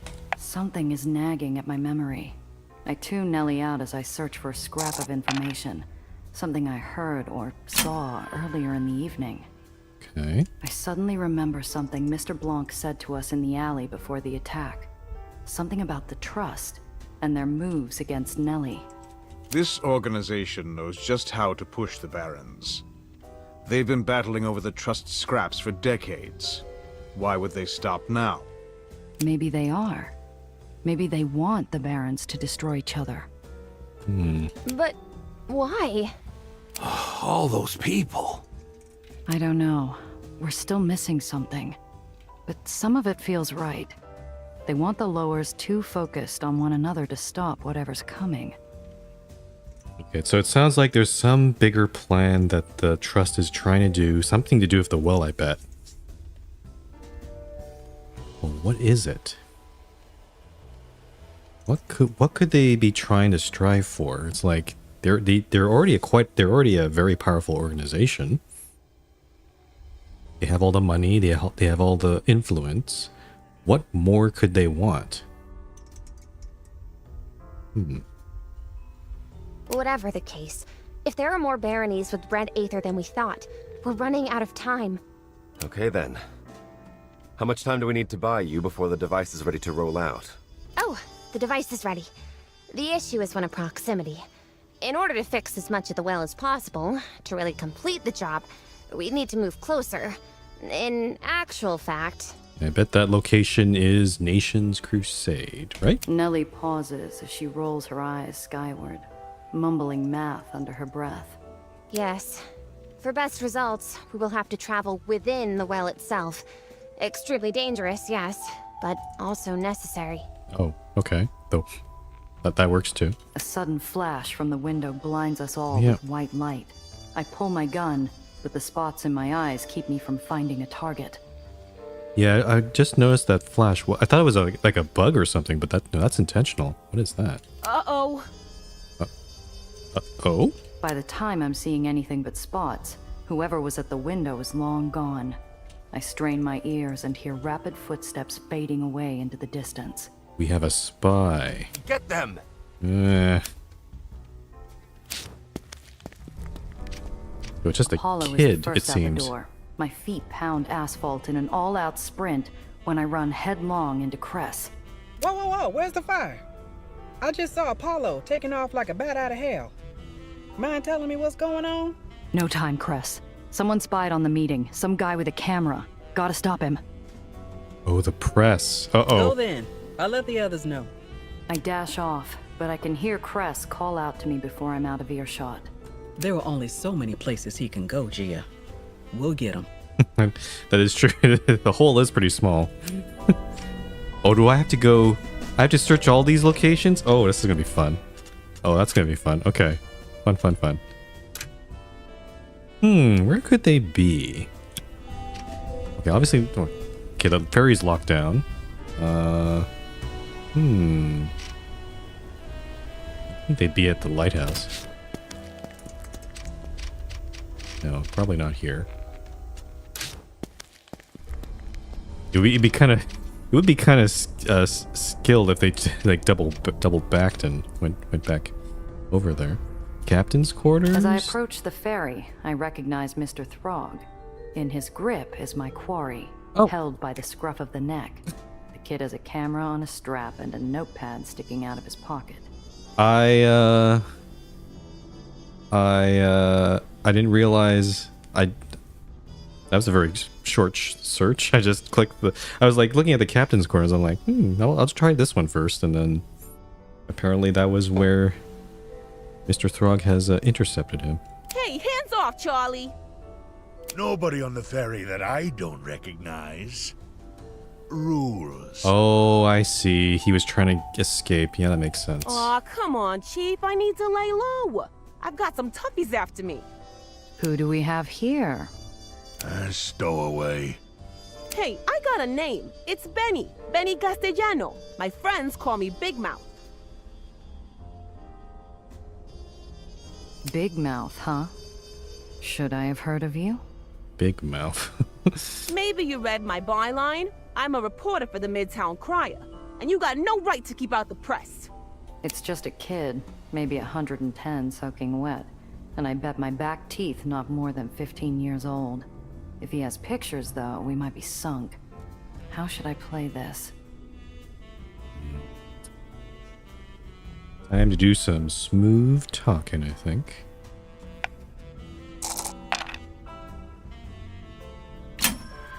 Relax, kid. You're not in dreamland. You won't get hung from the underline or thrown over the side just for taking a picture or two. Let's talk. Is that so? We got a witness here. You swear? Promise. I threw my back out heaving a kid over the side yesterday. You're kidding, right? She's kidding, right? Benny finally calms down enough to get a sentence out. The kid's got moxie, I'll give him that. Okay, so I'm a reporter, see? I got a lead on a potential scoop, and I heard some folks talking about the lighthouse. Sounds like a story to me, so I stake out the joint. So you and your buddies show up and start a long talk, red Aether, the well, hot dog, I think. Headline story, here I come. I take the shot, but I forgot about the flash. Rookie mistake. Damn it. The kid knows way too much to just let him go. I don't want the underground to deal with this squirt the way they wanted with the Coney Island leak. I need to get him out of here. This is actually quite difficult to deal with. Like, I think we're just gonna have to recruit him. I think that's the only way. He's stuck with us. He knows too much.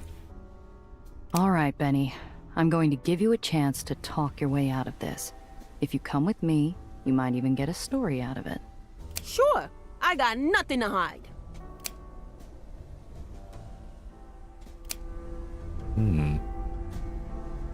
Also, Benny could be very useful if he's actually working for a paper. You know, in terms of, he probably has he might have some connections with that that newspaper. Also, if we need to get some we can control the flow of information so that we can at least keep the underground's operations a secret, but maybe feed information. Maybe there might be a situation where that might be useful. So I will save again, and let's go back to the lighthouse. Benny sits under the lights, fearless with the energy of youth. I envy him that. Sam, Apollo, Nellie, Cress, and I take turns interrogating the kid. So I hear talk about a secret underground running around making trouble for some barons. They show up, and when they make noise, barons go poof. I figure there's a story in it. I start trailing their activities and end up here. I ask around, hear a few stories about unusual traffic to the lighthouse. Lots of people coming in and out all hours, so I stake it out. How long have you been watching us, Benny? Not long. A couple meetings now. I heard something about Mom Weiss, something about Red Aether, secret society stuff. Hey, are you the real Apollo Diamond? Can I get a photo? Tabloids will pay big for a candid shot. He's probably going to say absolutely not. Kid, forget the shot. If you want to leave this room alive, you keep your trap shut, but good. Or we shut it for you. Permanently. Aw, don't climb up your own leg over it, Pops. Besides, I already got a line on a better scoop. Hey, watch it! While Benny is spouting off, Cress upends his bag on the table, its contents clattering and scattering to all corners. Nellie and Cress go over every item. Oh. We actually go through his bag. Okay.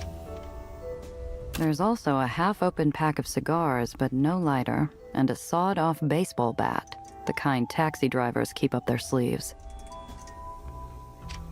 Okay. How about you, Nellie? Anything interesting? Nellie is peering closely at a photograph, barely developed. Her perfect nails dig into the paper, tearing at the fibers. What does she have? Hey, watch it with those! I like the kid's Benny's expression here. Like, whoa. It's like oh, what's that famous painting? The one of the sort of expression, the two hands on your face. Look at this! Do you have any idea what this is? Nellie passes me the photograph. I scrutinize it carefully. It kind of looks like Nellie's machine, but is it a different one? It doesn't look exactly the same, though. Oh, Trivial Brainiac, check. I guess I did get smarter in the meantime. I'm no scientist, but I've read the odd article here and there and wandered around Nellie's lab more than once. I think I recognize the device in the picture.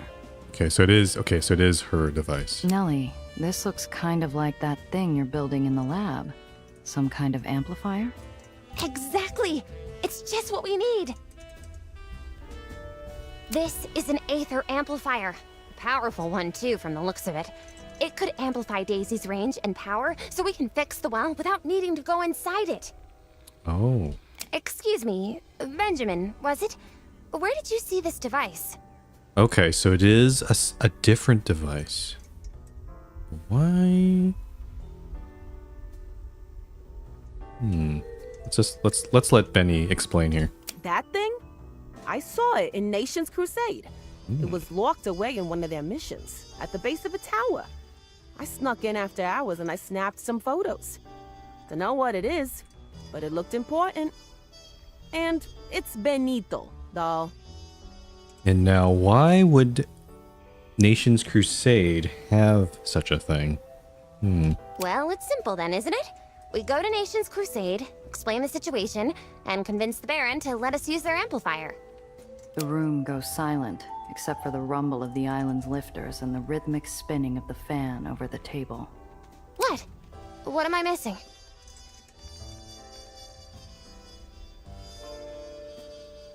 So we only had hints about Nation's Crusade so far. We did talk with Captain Throg, but I think there's something important's going to be revealed here. Nellie, dear child, what you describe as our ideal solution, yes. But the Baron of Nation's Crusade? She is not always reasonable. She... No point in dressing it up. Annie Sullivan Walker believes she's been appointed by God to raise Nation's Crusade to prominence. She can't be reasoned with. We've tried. Oh, no. Okay. Oh, boy. Interesting. So, it's a fundamentalist state, it seems. So, like White Street, we dealt with an authoritarian state. I guess all of them were authoritarian in some way, but yeah. White Street was just plainly authoritarian. Dreamland was more like a dragon with her gold hoard, like just greed and wealth and gluttony and that sort of stuff. And now we have to deal with a religious state. Oh, boy. They're not wrong. Annie has a way about her. She speaks directly to her people's hearts. They love her for it. They'll do anything for her. She's also the only one with a long-surviving barony out by the well. Sounds like a personality cult. What Cress isn't saying is that she's a few lines short of a screenplay.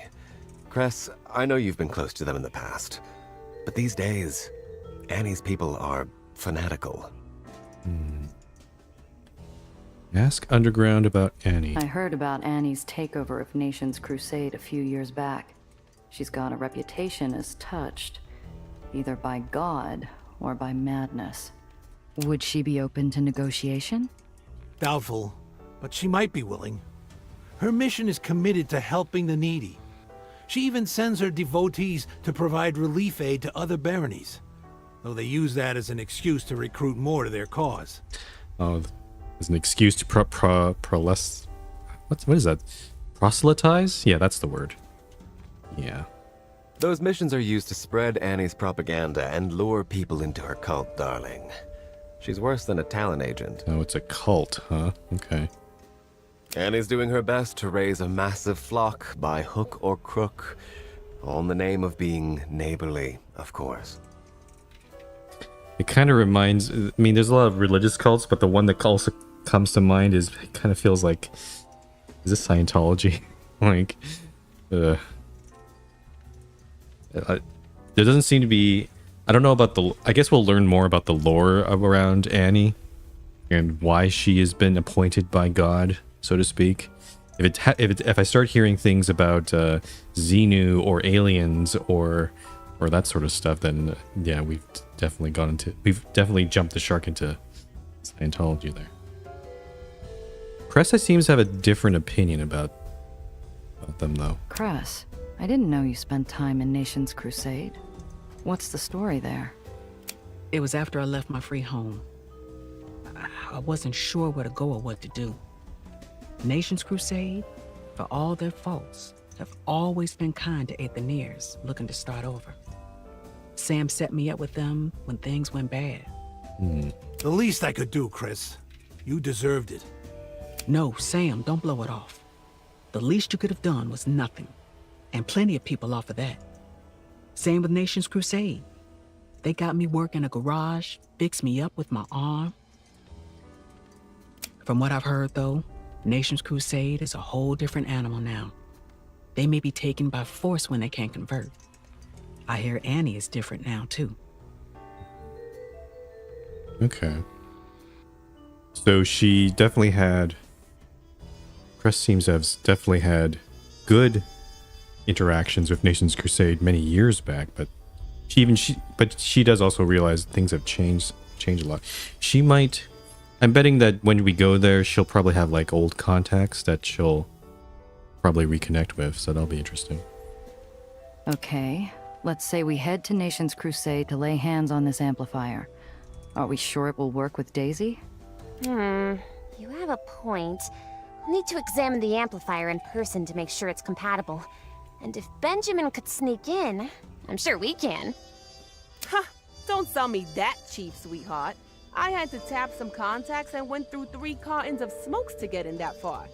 Also, the Bucketheads have built a bunch of new missions. It's a whole new ballgame.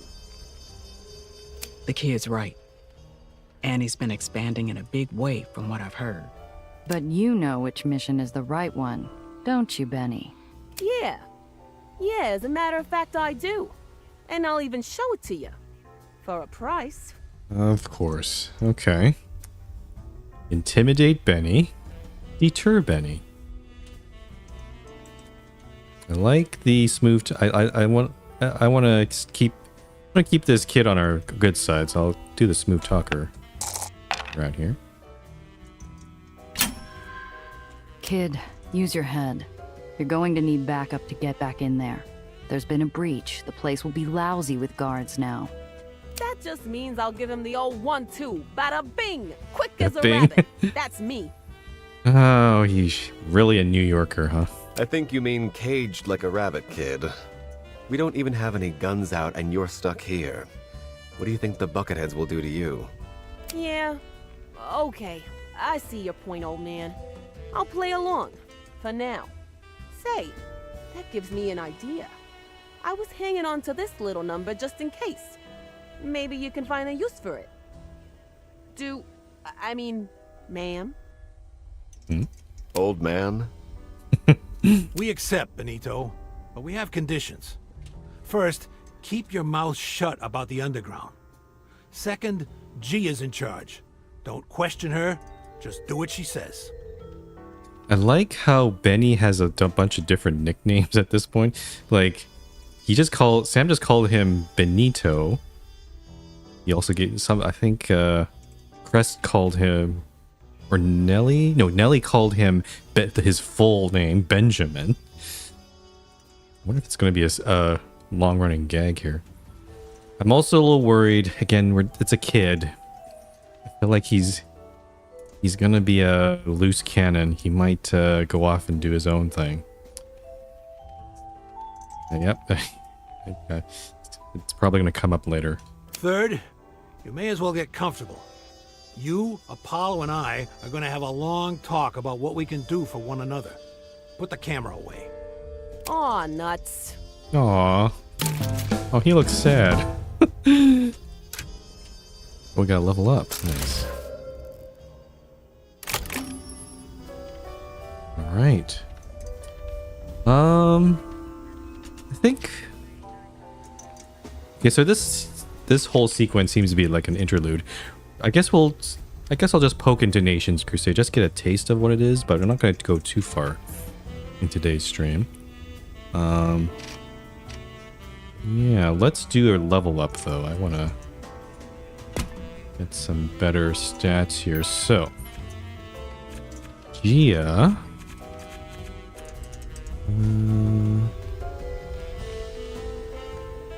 I'm just kind of curious. Did we spend... Yeah, we've already spent quite a bit on smarts. But again, there might be a point where I need to swap Luca back in. So I gotta keep that in mind.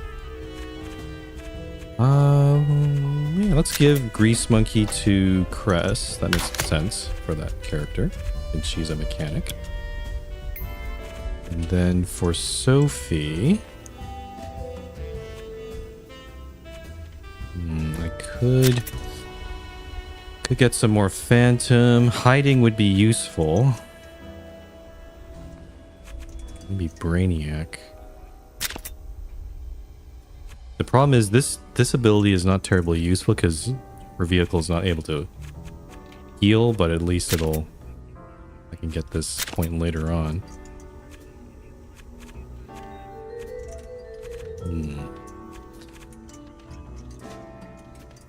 I'm actually gonna get Gumshoe, actually. Let's do that. And then Gia, I think I'm gonna focus on one of these. I'm gonna go Phantom this time. There we go. Okay. I guess also there's 1 point for Luca, but I won't be able to... I have to swap him in to spend that. Okay.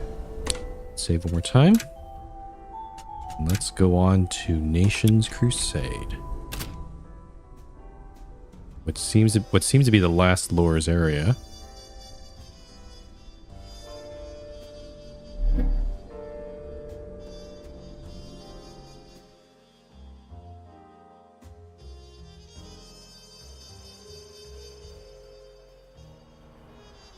This is my first time in Nations Crusade, and I'm hoping it's my last. It's not the dingy, unpainted buildings, or the fact that 1 out of every 3 is condemned and slated for demolition. Well, this music is... Oh, it sounds epic.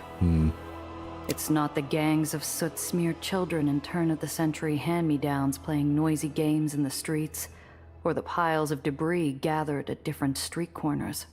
It's not even the presence of the well howling in the near distance, or people going about their business as if nothing is out of the ordinary. It's... Gia, Benny, look at all the posters. Nellie sweeps her hand around the block.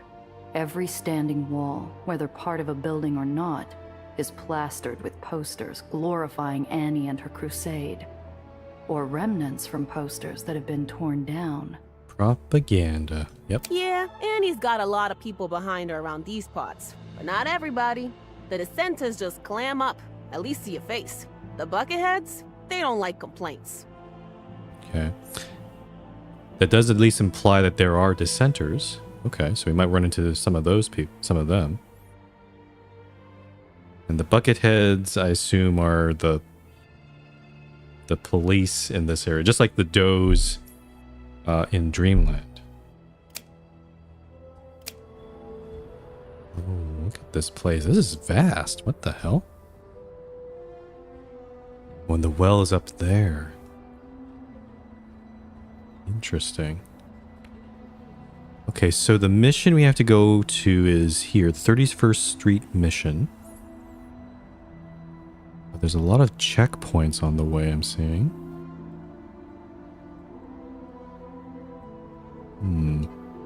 Okay, I guess we should just go over there. Probably a surprise encounter, I bet.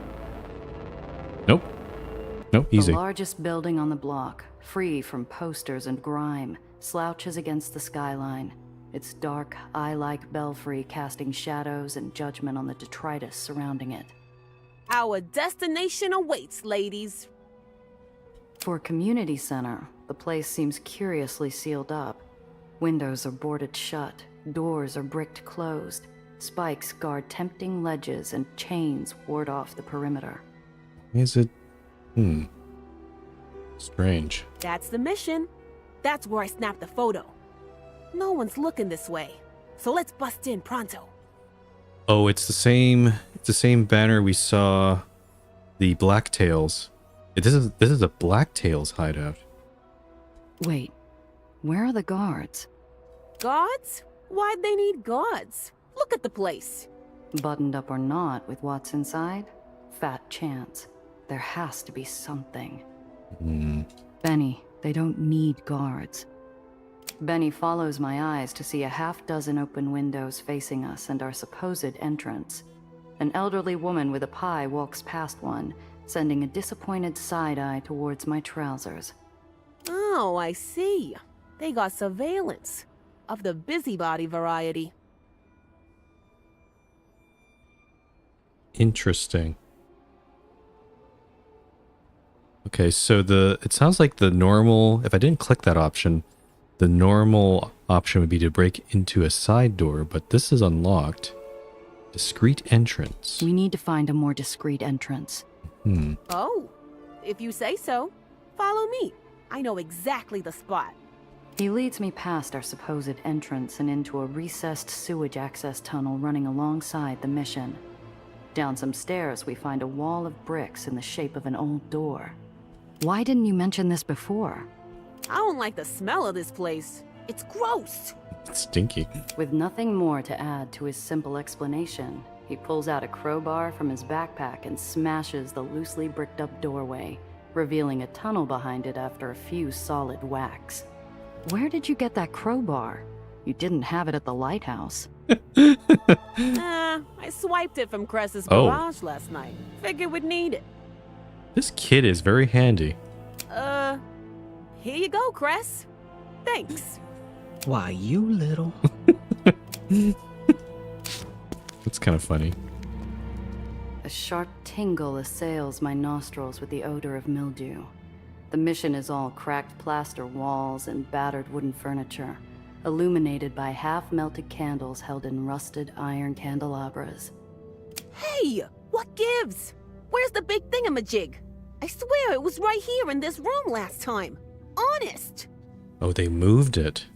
You absolutely sure? I swear on the grave of my grandma, this is the place. Relax, kid, we believe you.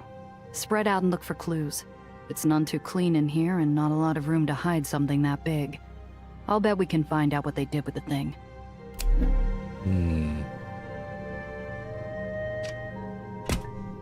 This is a pretty wide area here. What's this? Food line poster. No footprints. Just a thick layer of dust with thin streaks through it, like something was dragged. No one's been here to eat in weeks, but something was here. Donation bin. Stale clothes house communities of dust and mold amongst well-expired cans of food and an old helmet inside the giveaway bin. Handprints around the edges indicate they've been moved recently. Community board. A bulletin board is mounted on the wall. It's covered in desperate pleas for aid, going back for several months. Organ? Neglected and left to the rigors of this unkempt hall, this organ undoubtedly played powerful music in its glory days, blasting forth with songs of praise and celebration, echoing from the walls in triumph.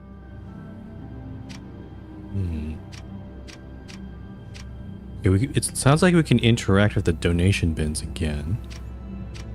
Stacked chairs. Several short stacks of chairs spread out unevenly against the rear wall. Hardly the most efficient way to store them, in my mind. There's also a cracked wall. Wait a second. Deep cracks spread out across the wall call out like a dinner bell on an old farm. Someone tried to cover them up with plaster, but did a poor job hiding anything at all. Okay, so I might be behind this wall. But it looks like I think we can... Oh. A record. A phonograph record has fallen halfway out from behind the organ. Some music lover must have hidden it back here a while ago, judging by the thick layer of dust on its cover. Nice, another thing to give to Cress. I think we might be able to raid the donation bins. Hate to see donations go unused.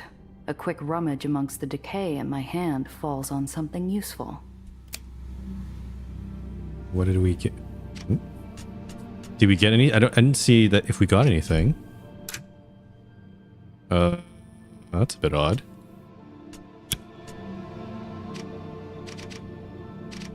I didn't see like a notification or anything. That's weird.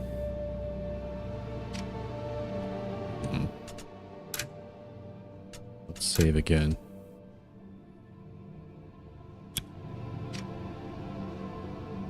With the chairs gone, it's plain that the wall has been patched up with plaster in a big hurry. It's practically still wet, but was hand-dried, causing the cracks to form. I've got it figured, I think. Examine the clues with a builder's eye. Grease monkey, but we have the -2 because of our heat right now, so it's not a great check. And gumshoe is easy peasy. I've seen enough speakeasies to know a covered-up doorway when I see one. Come look at this patch of wall and have a listen. We close in on the plaster patch. In the silence, a low humming can be heard from behind the wall. Hot dog!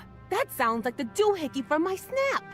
Stand back, ladies. I'll make short work of it. He's gonna smash the wall? I take a good look at Benny rolling up his sleeves. I don't think he tops 100 pounds. I'd better step in. The kid's all determination and has a bat, but not enough mass. Whoa, settle down, Benny. We don't want our ace reporter hurt. You've got a story to write. Leave it to me. Smash through the wall, or pry the wall open carefully. Yeah.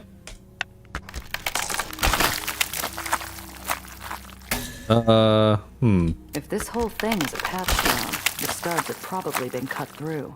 I probe around with the crowbar and end up tearing big wet chunks of plaster out of the wall, exposing a doorway. It's a big mess. Okay, so I did not do that properly.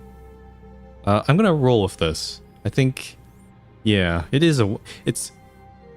I imagine this is gonna be a messy job anyway. Oh, it's a red Aether thing.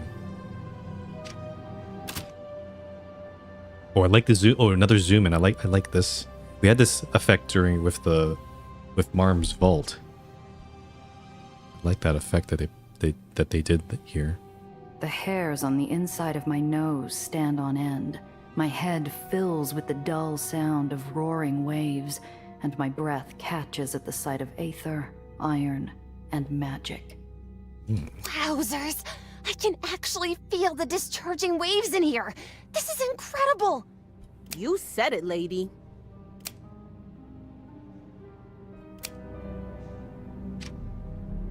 Sinister construction. That's what we're calling it. There's also a glass. Oh, okay. Glass skylight. The flares of red aether are dazzling my eyes, promising one hell of a headache in the near future. I swear I can feel my fillings vibrating in my mouth. So, in the last two baronies, White Street used red aether for weapons. Dreamland used red aether to expand, basically attach new islands to them. What is this one supposed to be used for? Despite its size, I can see that this hardware has been lashed together with almost no finishing. It's not made to impress, that's for sure. What are they trying to do with this? Oh, we can also look at the desk. A lone, somewhat shabby office desk sits in front of the amplifier, absurd in the size difference. I see a few schematics piled on top. Electrical components. There could be something useful in that unsorted pile of schematics, but it would take some time to go through it all.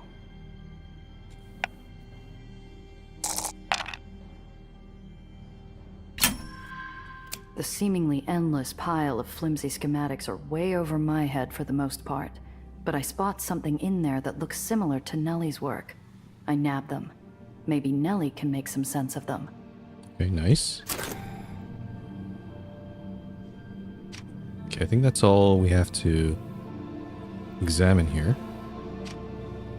Temporarily oblivious to my existence, Nellie rushes forward, walking around the amplifier as far as she can manage, mumbling to herself for several minutes.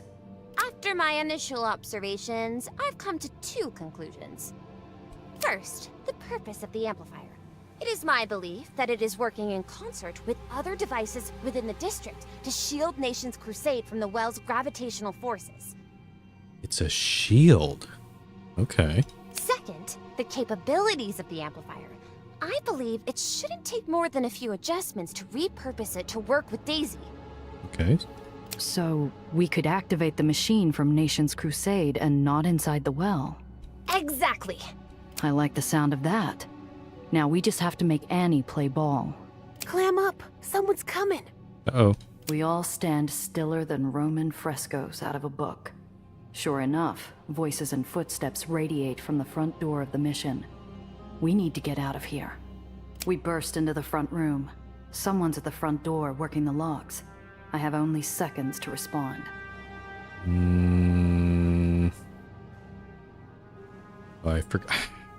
I forgot to save before this conversation, so this is not gonna go well.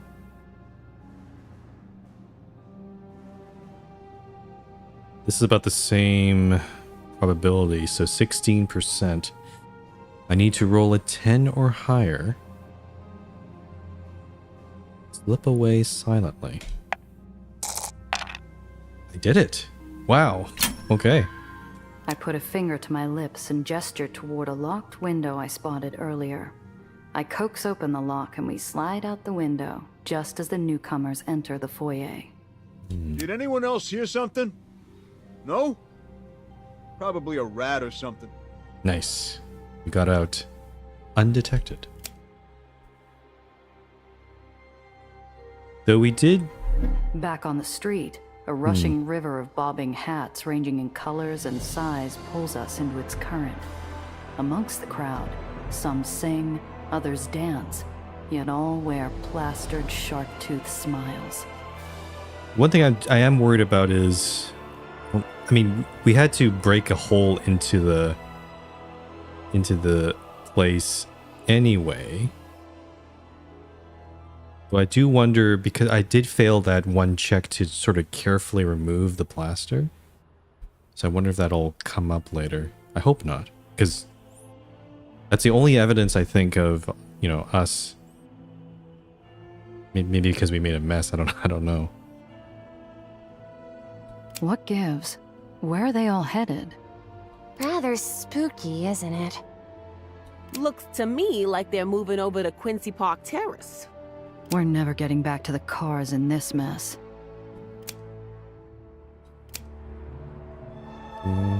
Okay.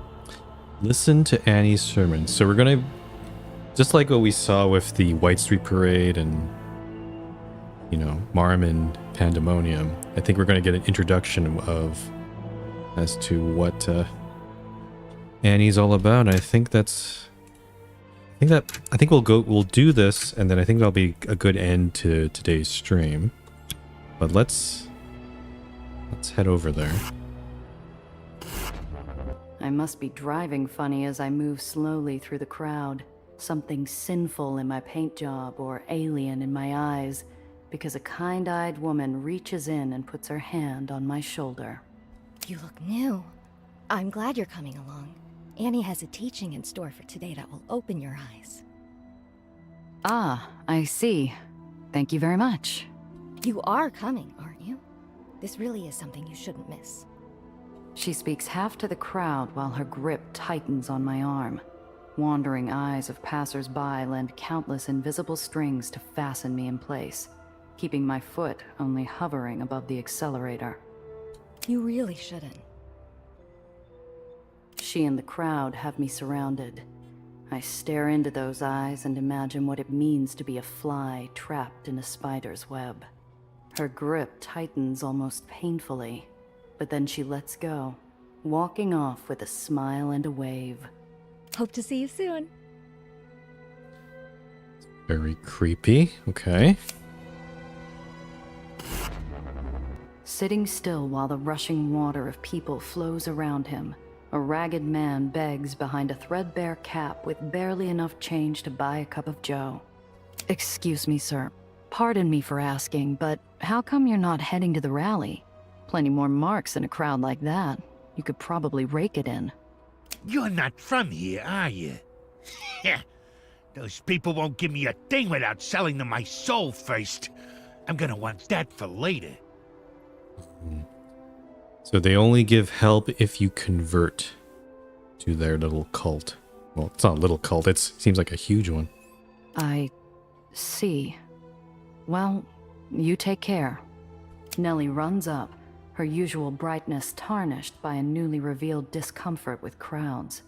Sounds like Annie's going to be at Quincy Park Terrace. We can talk to her and ask about the amplifiers. See if she'll help us. Somehow I don't think I don't think she's going to be cooperative. Might be a story in it. Okay.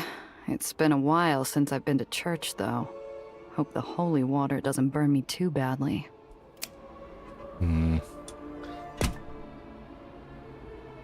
Huge imposing stadium capable of holding the largest sermon this side of the Atlantic. The streets are teeming with foot traffic as we make our way to the Grand Concert Hall in Quincy Park Terrace. Luckily, by the time we find somewhere to park in all of the traffic, we're among the last entering the venue. The hall features several balcony levels and a sizable auditorium, accommodating tens of thousands. Every square foot of space is crammed with the faithful, packing themselves in, shoulder to shoulder with perfect strangers. And here, we are safe. Here, we are free. God has decided that we are to live in the storm, that we may shine brightest to those who need salvation. The faces of Annie's people are shining with perspiration, shouting their devotion until they're hoarse. I keep a tight grip on Nellie's arm so I don't lose her or Benny in the crowd. I like the sound engineering that they did on. It really sounds like she's far away and talking into a microphone in a very echoey chamber. Okay, what do we got here? A lot of different things. Let's save again.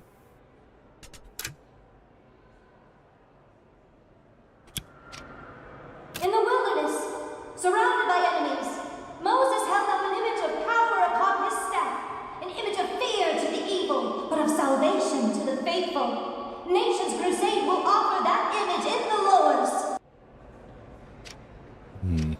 Annie's audience is making a full-course meal of her impassioned sermon. Their eyes shine with the inner light of unshakable faith. I have to hand it to Annie. She's got the meeting out at the palm of her hand. This kind of reminds me of also like a lot of speeches that you see, and basically it's a rally. Yeah, this sort of rallies back in this sort of time. The speech is in full swing, the audience raptly drinking in every drop of Annie's palpable charisma. It's the perfect opportunity to relieve a bystander of his wallet on the sly. We're gonna do some pickpocketing, really, Gia? Okay. It's a pretty easy check. I think either of these would work, so I'll be discreet. I wait until I bump into another member of the crowd, then dart my hand into his pocket, grabbing what I can and slipping it into my own coat. The crowd moves again, and my mark continues shuffling toward the exit, unaware he's just made an anonymous contribution to the underground. How much money did we get?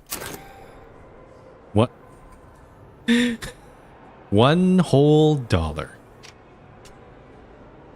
Okay. We stole $1 whole. You, my friends, need not worry that you are chosen. Behold the yawning vortex of pandemonium. See how those mired in sin falter, while the lambs of our crusade remain strong.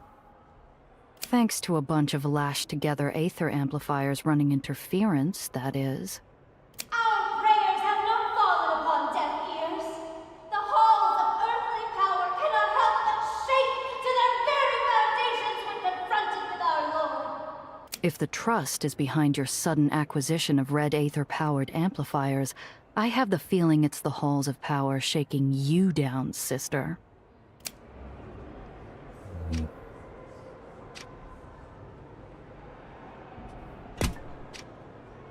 Some call us fools, Whoa. but those blind to God will see wisdom is folly. While the well is death for some, to us it is God's gift.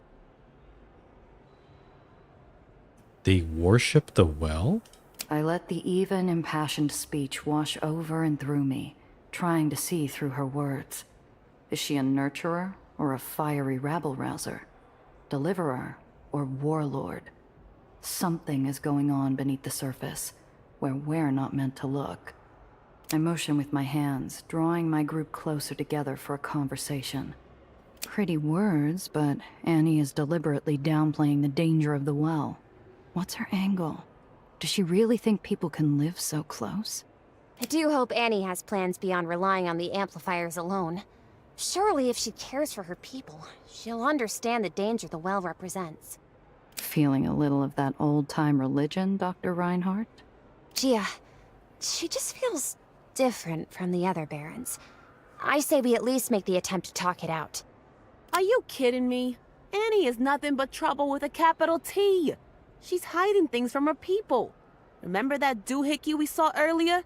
She's double-dealing and up to no good. I see your point, kid, though it doesn't pay to jump to conclusions. You asked what I thought, and that's what I gave you.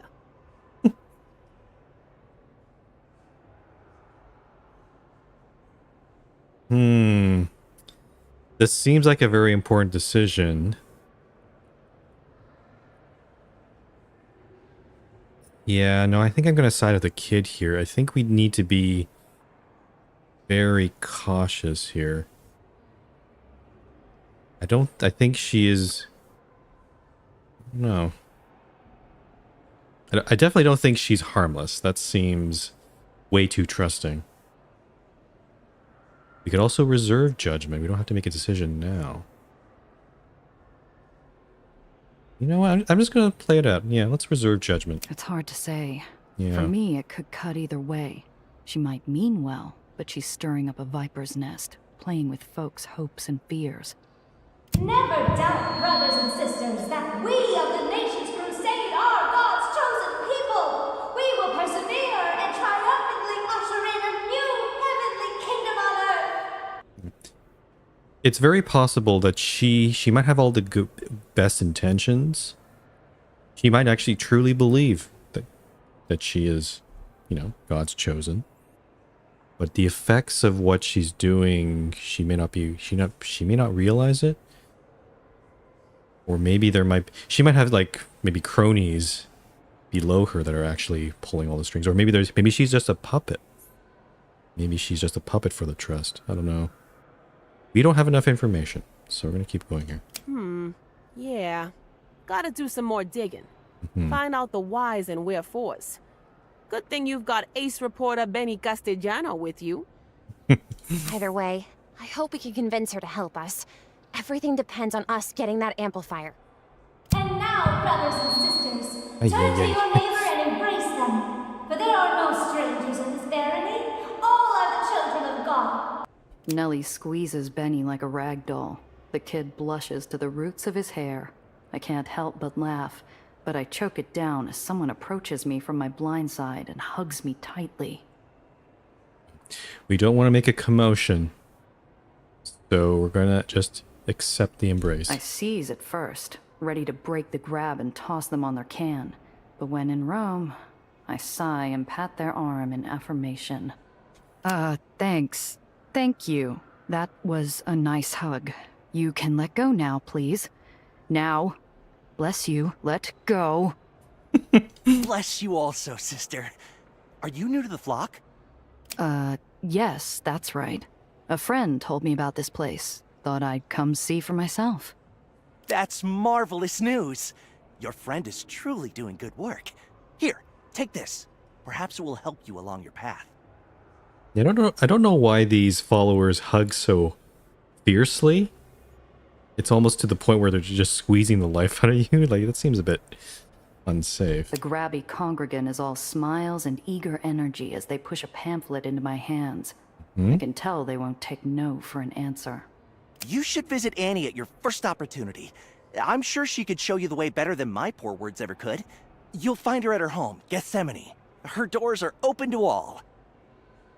Oh, we can just waltz right in and talk with her? That seems odd. Good idea. Thanks, pal.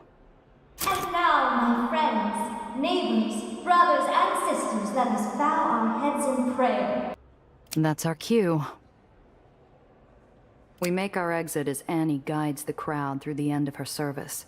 We take a breather, then head over to the Gethsemane retreat to talk with Annie face to face.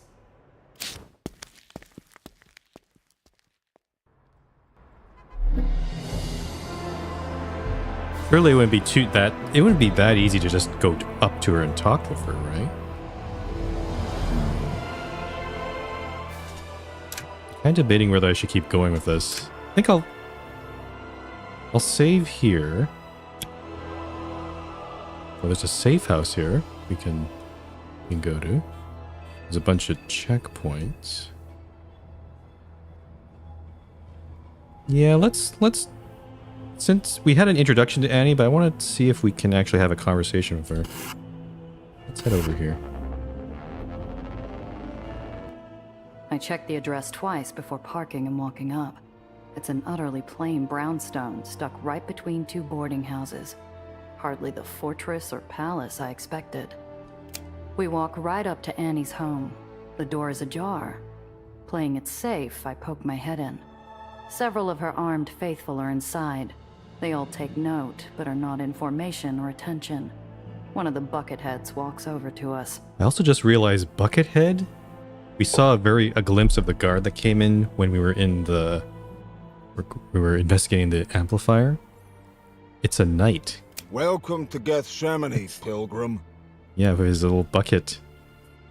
It's esoteric. It's like the cleric in Esoteric Ebb in a way.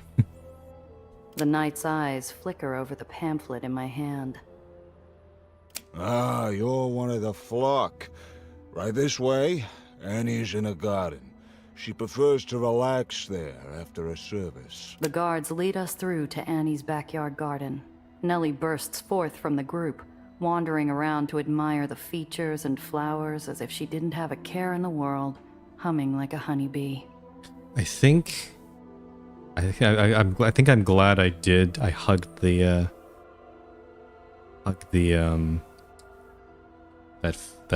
faithful follower, because if we didn't have the pamphlet, I think there'd probably be a check at this point trying to convince this guy to let us in. It seems really just The too Guardian's easy. presence in the relative squalor of Nation's Crusade is a testament to how badly Annie's followers wish to please her. The hedges are perfectly trimmed, the fountain and pond fresh and clean, the stonework well maintained. As we enter, Annie is kneeling in front of a makeshift altar. Her eyes are tightly shut as she murmurs softly. The only sight marring this idyllic scene is the ever-present well, boiling and booming in the distance. She's alone. There's a lot going on in this scene. Save.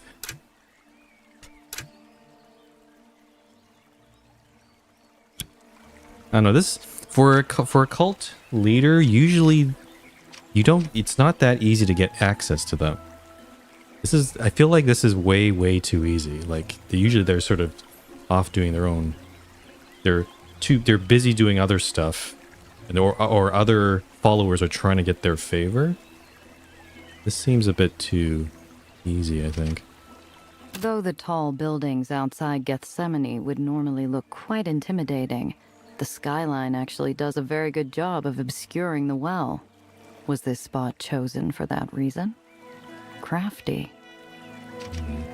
From behind the tall buildings around the brownstone, I can make out the bitter promise that is the well. A promise of oblivion, an end to futures. Beautiful flowers adorn the trimmed vines climbing up the walls of the courtyard. The bright pastel colors are as vibrant as any painting, drawing the eye away from the skyline's gloom. Oh, I'm just looking at this altar. There's a picture of somebody, maybe husband or her father, maybe? Picnic basket. The picnic basket in front of the hedge is chock full of fresh fruits and cheese. Even from several feet away, the scent of the ripened bounty fills the air. In the shade of a tree located in the center of the garden, a makeshift altar has been prepared atop a stone wall circling the tree's trunk. I see Benny skulking near the rear wall of the garden, where he's examining the flowering vines. From the way he keeps looking back and forth, it looks like he's up to no good. Oh no! Just as I said, the kid is up. We have to keep an eye on this kid. He's gonna do some stuff. Show him some proper prestidigitation. What does that mean? It's a phantom skill. Show him how to fool a watchful eye. Oh, we're teaching him how to hide and oh, okay, I see. This is teaching him how to hide. How to fool. Let's try this one. This has a better chance. Benny's so focused on the flowering vines that he doesn't see me coming. He leans forward, sniffing at the flowers. Steadying himself with his jacket open, his hand shakes with anticipation before making the grab. Hey, Benny. Benny whirls around, ready to protest his innocence, but I shake my head subtly and put a finger to my lips. Eyes everywhere in a place like this, Benito. You want to get away with a little light-fingered action, you've got to keep their focus off your hands. Oh yeah? How do I manage that? My eyes are fixed firmly on the skyline as I raise my hand. In my palm is the yellow flower he was about to pick. How the... When they watch the eyes, they're not watching the hands, Benny. By the way, I think Nellie prefers red to yellow. I toss him a wink and the yellow flower to boot. What? Is she some kind of magician? Honestly, I kind of like this sort of relation. This Benny character is very interesting. It kind of feels like Gia is teaching him the ropes a little bit. It's kind of cool. Okay, let's finally talk to this person. Upon my approach, Annie finishes her prayer and rises to her feet gracefully. As she rises, an axe lying on the ground is revealed just next to her altar. She follows my eyeline and smiles, her eyes sparkling with curiosity. Welcome, sister. Thank you so much for waiting. You must be new to the neighborhood, but I've already heard of you. You visited the mission on West 31st, am I right? You left quite a mess. But don't worry, all's forgiven. She already knows. She already knows we were there. Okay. And also we left a mess. That failed check bot. She forgives us, but I wonder if that, I don't know. I don't know if that might have more consequences here. Okay, so she knew all about that. Don't be overly concerned, friends. You could have saved yourself some trouble and asked first. I would have been happy to show you around. I apologize for any trouble we caused. I assure you, our reasons were sound. Don't worry, friend. Speak your mind. There's nothing to hide here. Well, you've searched me out and you found me. What can I do for you?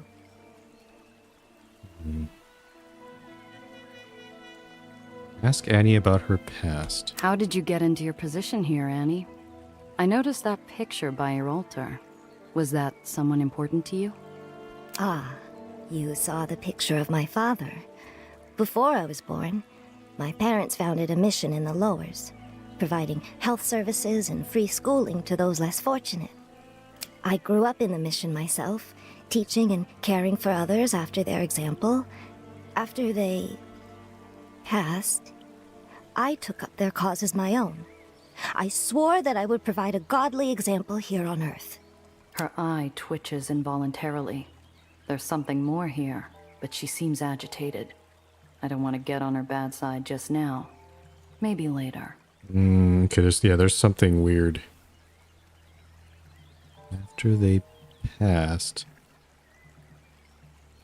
there must have been something. My guess is there must have been something in the way they died, in her parents died, was not kosher, not good.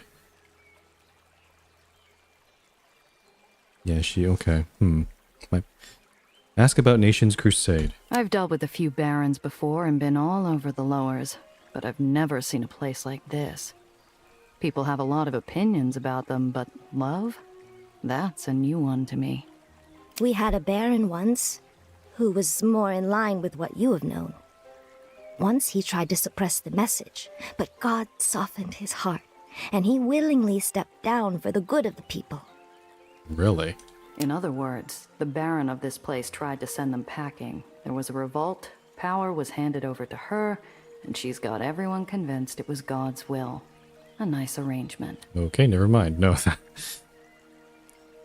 So it wasn't a clean transfer of power that she describes. Ask about the well. Your island butts right up against the well. Aren't you worried about the well sucking this place down like a raw oyster? What my associate means to say is, how do you plan to deal with the well in the long term? Even amplified etheric shields will only work for so long. By the grace of God we have endured. Surely you don't believe that the will of our Lord, who has conquered death itself, would falter against something so base as an inverted gravitic anomaly. What? Shh. Go on, please. Or maybe it's some unique etheric property, localized, of course, that resists the vortex's force. I don't pretend to be an expert, but I believe Richter's theories on Aether vortices touch upon such a possibility. Okay, this is a bit surprising. Usually when you talk to barons or politicians in general, bureaucrats, they don't actually know much about the science, but the fact that she's using a lot of the terminology and says that she sounds like she knows her stuff. To my side, I see Nellie go pale. She wasn't expecting this, and neither was I. Annie is a zealot, to be sure, but also an educated zealot, using terms I barely understand. She's also lying through her teeth. Do we be direct? Or do we appeal to her better nature? It's hard to say, like, either or. It depends on the person. It's hard to really say, like, which one would work better, would be the better approach with her.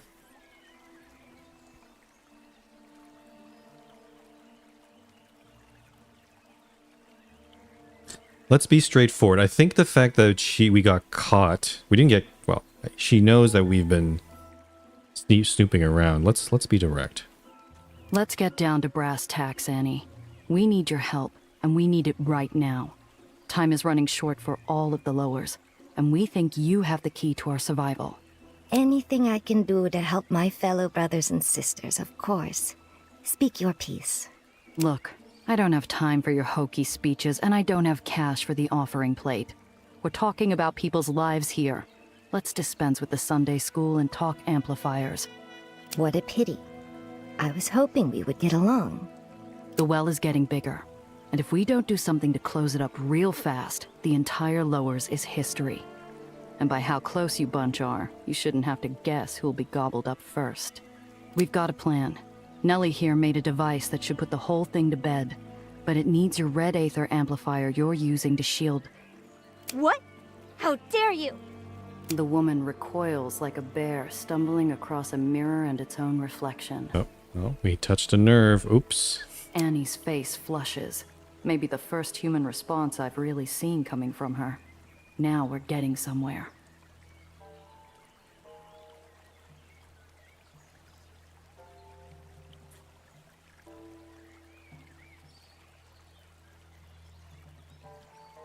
Part of me could try apologizing, but it might make things worse.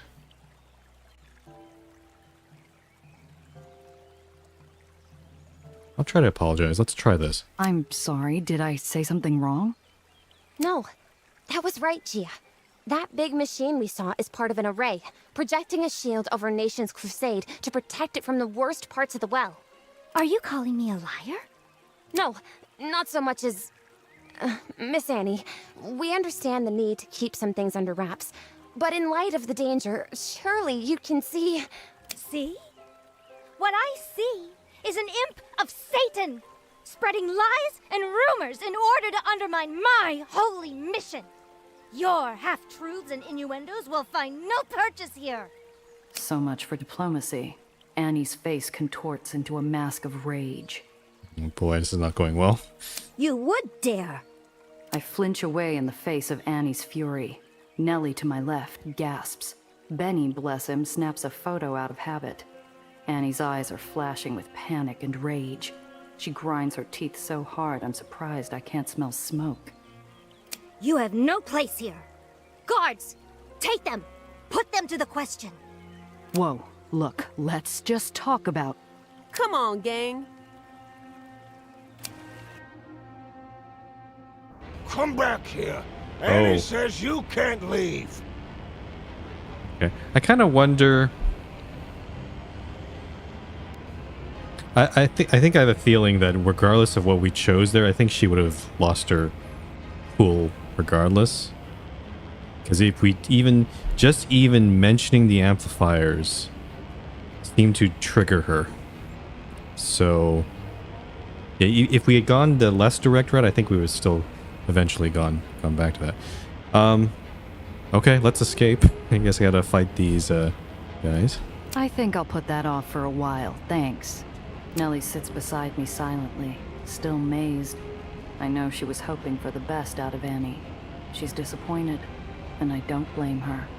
If we make it through this, it's going to make for one heck of a scoop. Benny seems excited. Sit in the back and keep your head down, kid. It's about to get dangerous.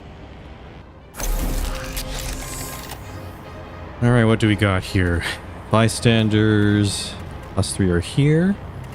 And eliminate all 5 soldiers.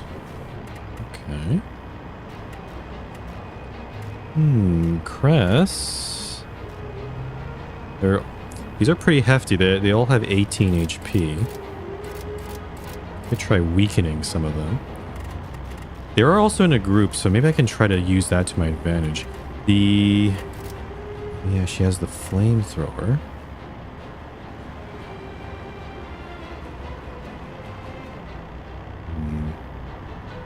I think what I'm going to do is this. I think I'm going to ram this soldier back. I guess I could also shunt them.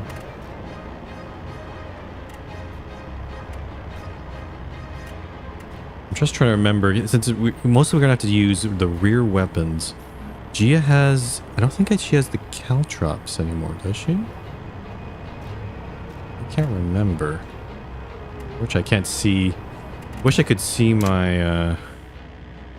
my setup here. I don't remember if I had caltrops or not. I'm going to move back here. I'm going to shunt this soldier back. And then let's focus on these three. So let's head here. Flamethrower. All three of these guys. And then we have 10 AP left. I might as well make use of them. So, also could ram this guy over so he can take damage next turn. Perhaps. Let me do a weaken. Let's do a weaken on... Let's do the middle guy here. And then I'm going to move over here and then ram this guy into this lane. Okay. And then I'll just go back up. Okay. Press. Oh no, she doesn't have the caltrop. She has the mines. It also applies projectile vulnerability. Oh, I shouldn't have done. Oh, I shouldn't have done this one because this guy, I can't shoot at him from any of the sides. I have to fight my way through that. Okay, so maybe I'll go here. I'll dispense mines onto this one. He's down to 12, and then I'll shoot my shotgun this way. This guy is also taking fire damage. 1 fire damage at the next turn. I'm gonna ram. Let's ram him. And then I'm just gonna make a break for it. I'm gonna go over here. Okay, Sophie. He only has the light machine gun on the back. And these guys are not really lined up in a vertical line, so I'm gonna have to do something else here. Let's fire the machine gun on this one now.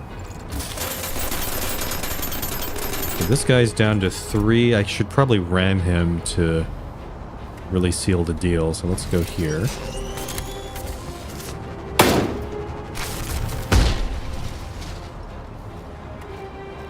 And I think that's pretty good. I don't think... I could try moving behind them and then fire my beam weapon, but that seems like a waste. So I'm actually gonna...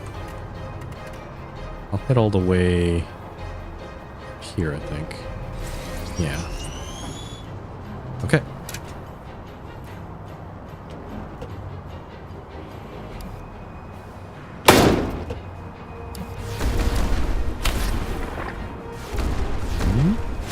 Oh, lightning strikes in this area. Okay, so we're close to the well. By order of the axe. Kind of makes sense. What is that? Oh, they're firing like these sort of Aether weapons at us. Oh, interesting. On the side, even.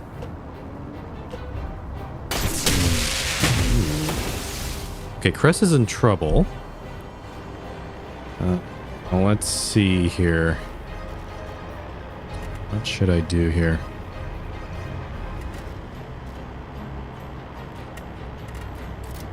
I think I might weaken this guy. I could also do some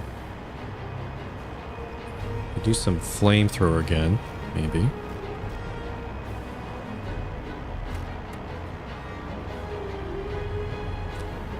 I'm gonna try, let's go here. I'm gonna shunt. I'm gonna shunt this guy over. Then move here and then flamethrower. I'm gonna leave this guy in front here because he's gonna take 3 collision damage. Yeah, leave him in that spot. And then I'm just gonna heal. Well, I could also weaken. I'm gonna weaken this soldier. I'm gonna heal myself. And now I still have enough AP, so I will run for it. Yeah, let's go over here. Okay.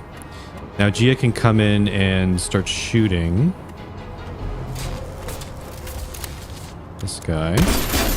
That's 3 damage. I can then ram him. Okay, so he's gonna take one fire damage, so he's pretty much dead. I can just leave him alone. And then well, I can't use mines in this case, can I? I didn't really plan this out properly. I'll move up here. And then Sophie. Oh, whoops. Oh, I don't want to hit the bystander, actually. I guess I couldn't. I was thinking of beam weaponing these two, but the bystander's there. I could beam Gia, actually. Oh, no, wait, no, the weapon damages? I forget. This thing doesn't damage all vehicles, it damages only enemy vehicles. So I can say I can safely go down here. I always forget this. And then beam weapon. Oh, the bystander's not an enemy. I don't want to do that. Ah, shoot. I feel bad now. I feel kind of bad. I'm gonna ram. Oh, screw it. Okay, you know what? I'm gonna ram this guy out. Do I have enough AP to do this? Yes, I do. Okay. And then I can do this. Okay, so this guy's gonna take 2 Aether damage, I believe. Let me just look here. Aether damage 1, burning damage 1. So this guy's dead. This guy's dead. This guy's not going to be dead, but I need to get out of the way. So I'm going to move here. So there's going to be. So this guy's going to still be alive at the end of the turn.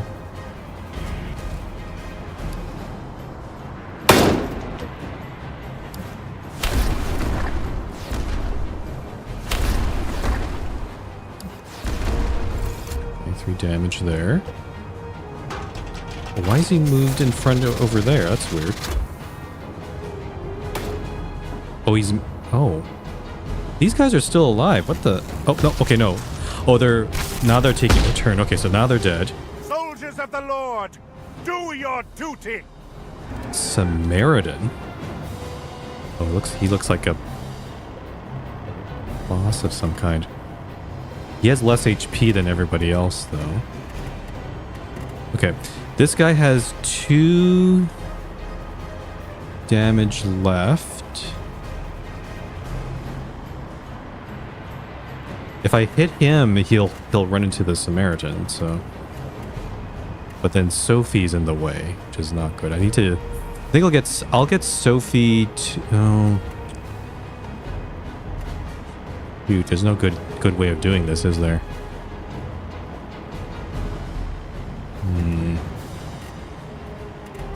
Could try healing Sophie a little bit. Or maybe. Okay, I think I know. Let me think.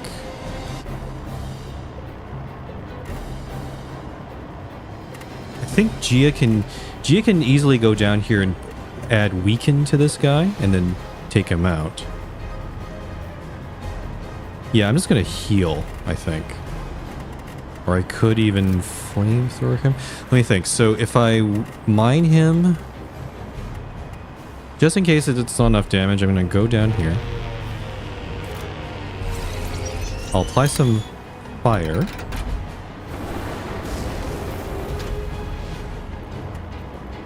And then I'll probably move out of the way a little bit. Actually, I'll heal myself, maybe? Or I could heal Sophie, maybe. Actually, Sophie needs some help. I'll heal Sophie. And then... yeah, get out of here. Let's go back here. Okay. And then Gia can go down here. Dispense mines. Then I can go here and then take him out.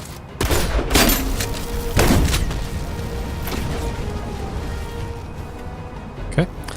I guess I'll move over here. And then Sophie, I'll let her deal the final blow. Oh, whoops. Oh, she has...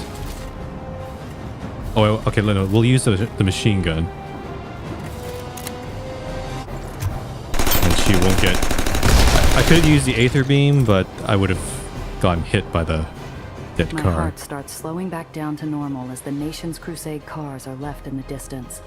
I roll down my windows to vent the pervading smell of cordite in the air. What do we do now? She just threw us out, without any good reason. Let's head back to the hull. We didn't come all this way just to quit. We'll find a way. It seems like it wasn't for any good reason, but I do wonder if there's something else going on.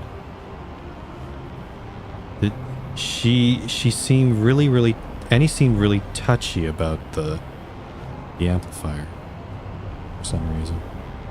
Okay, what do we got? Fake license plates. That's a good item to have. Improved grappling hook. I don't like the grappling hook, so I think I'll probably sell this. Crate of unregulated produce. Even food is under tight control in Nation's Crusade. Oh. Food is the contraband here. That's kind of crazy. It's also very large. I have to put it into... that's the only concealed place I can put it in. Grappling hook I'll put into Cress's flatbed, and I'll put the license plates with Gia.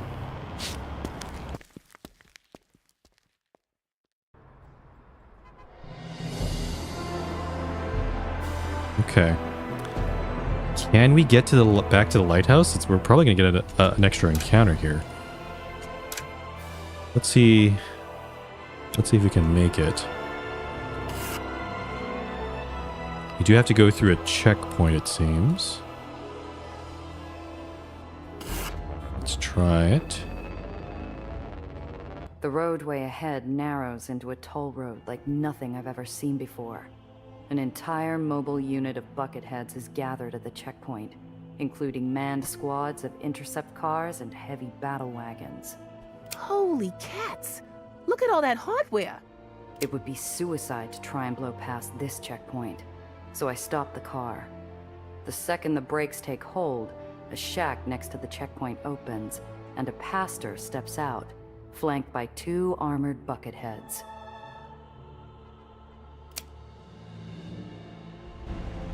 Good day, child. Let's take a quick look, And let's not forget the toll. Charging a toll here is akin to extortion, but they have the heavy weapons, and I don't. I fork my money over with the reluctance of a war widow removing her wedding band. How much is the toll? Very good.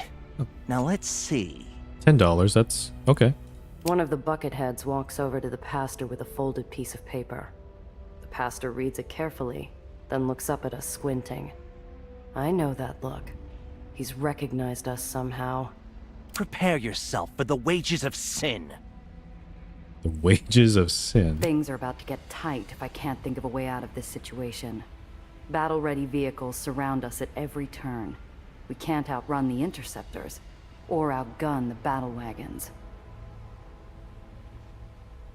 So there's Daredevil, but we don't have... That's a 16 you have to roll. That's ridiculous. No. There's no chance. We have to bribe this guy. You could turn us in, it's true. But maybe there's another way. Could you see your way through to taking a quick smoke break? The pastor's mouth hangs open for a moment.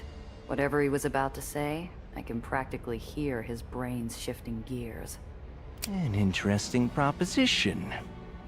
I suppose I could enjoy a quick respite. If only I could afford the bill for dinner. And cigars for my men. Fine by me. More than you'd make after a dozen stops.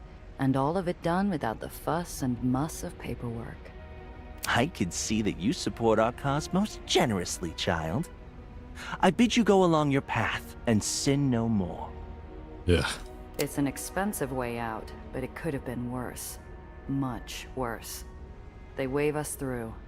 I can't leave fast enough.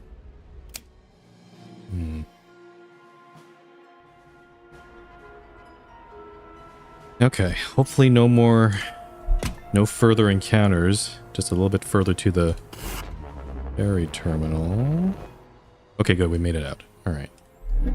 Back to the hole. Okay. I think this is a pretty good time to call it, though I will just repair my vehicles quickly here.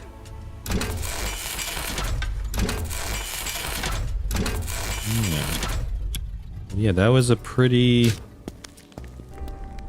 kind of what I expected, yeah, like a fundamental... Now we're dealing with a fundamentalist island.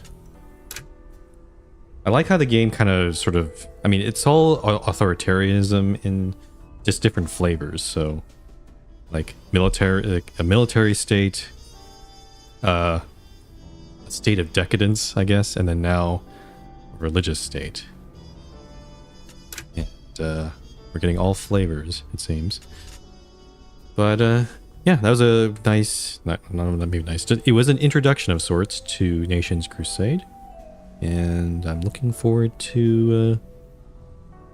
definitely, I like how the game... One thing I will say, I think I like, especially this last part, especially when we went to Mr. Blanc's hideout.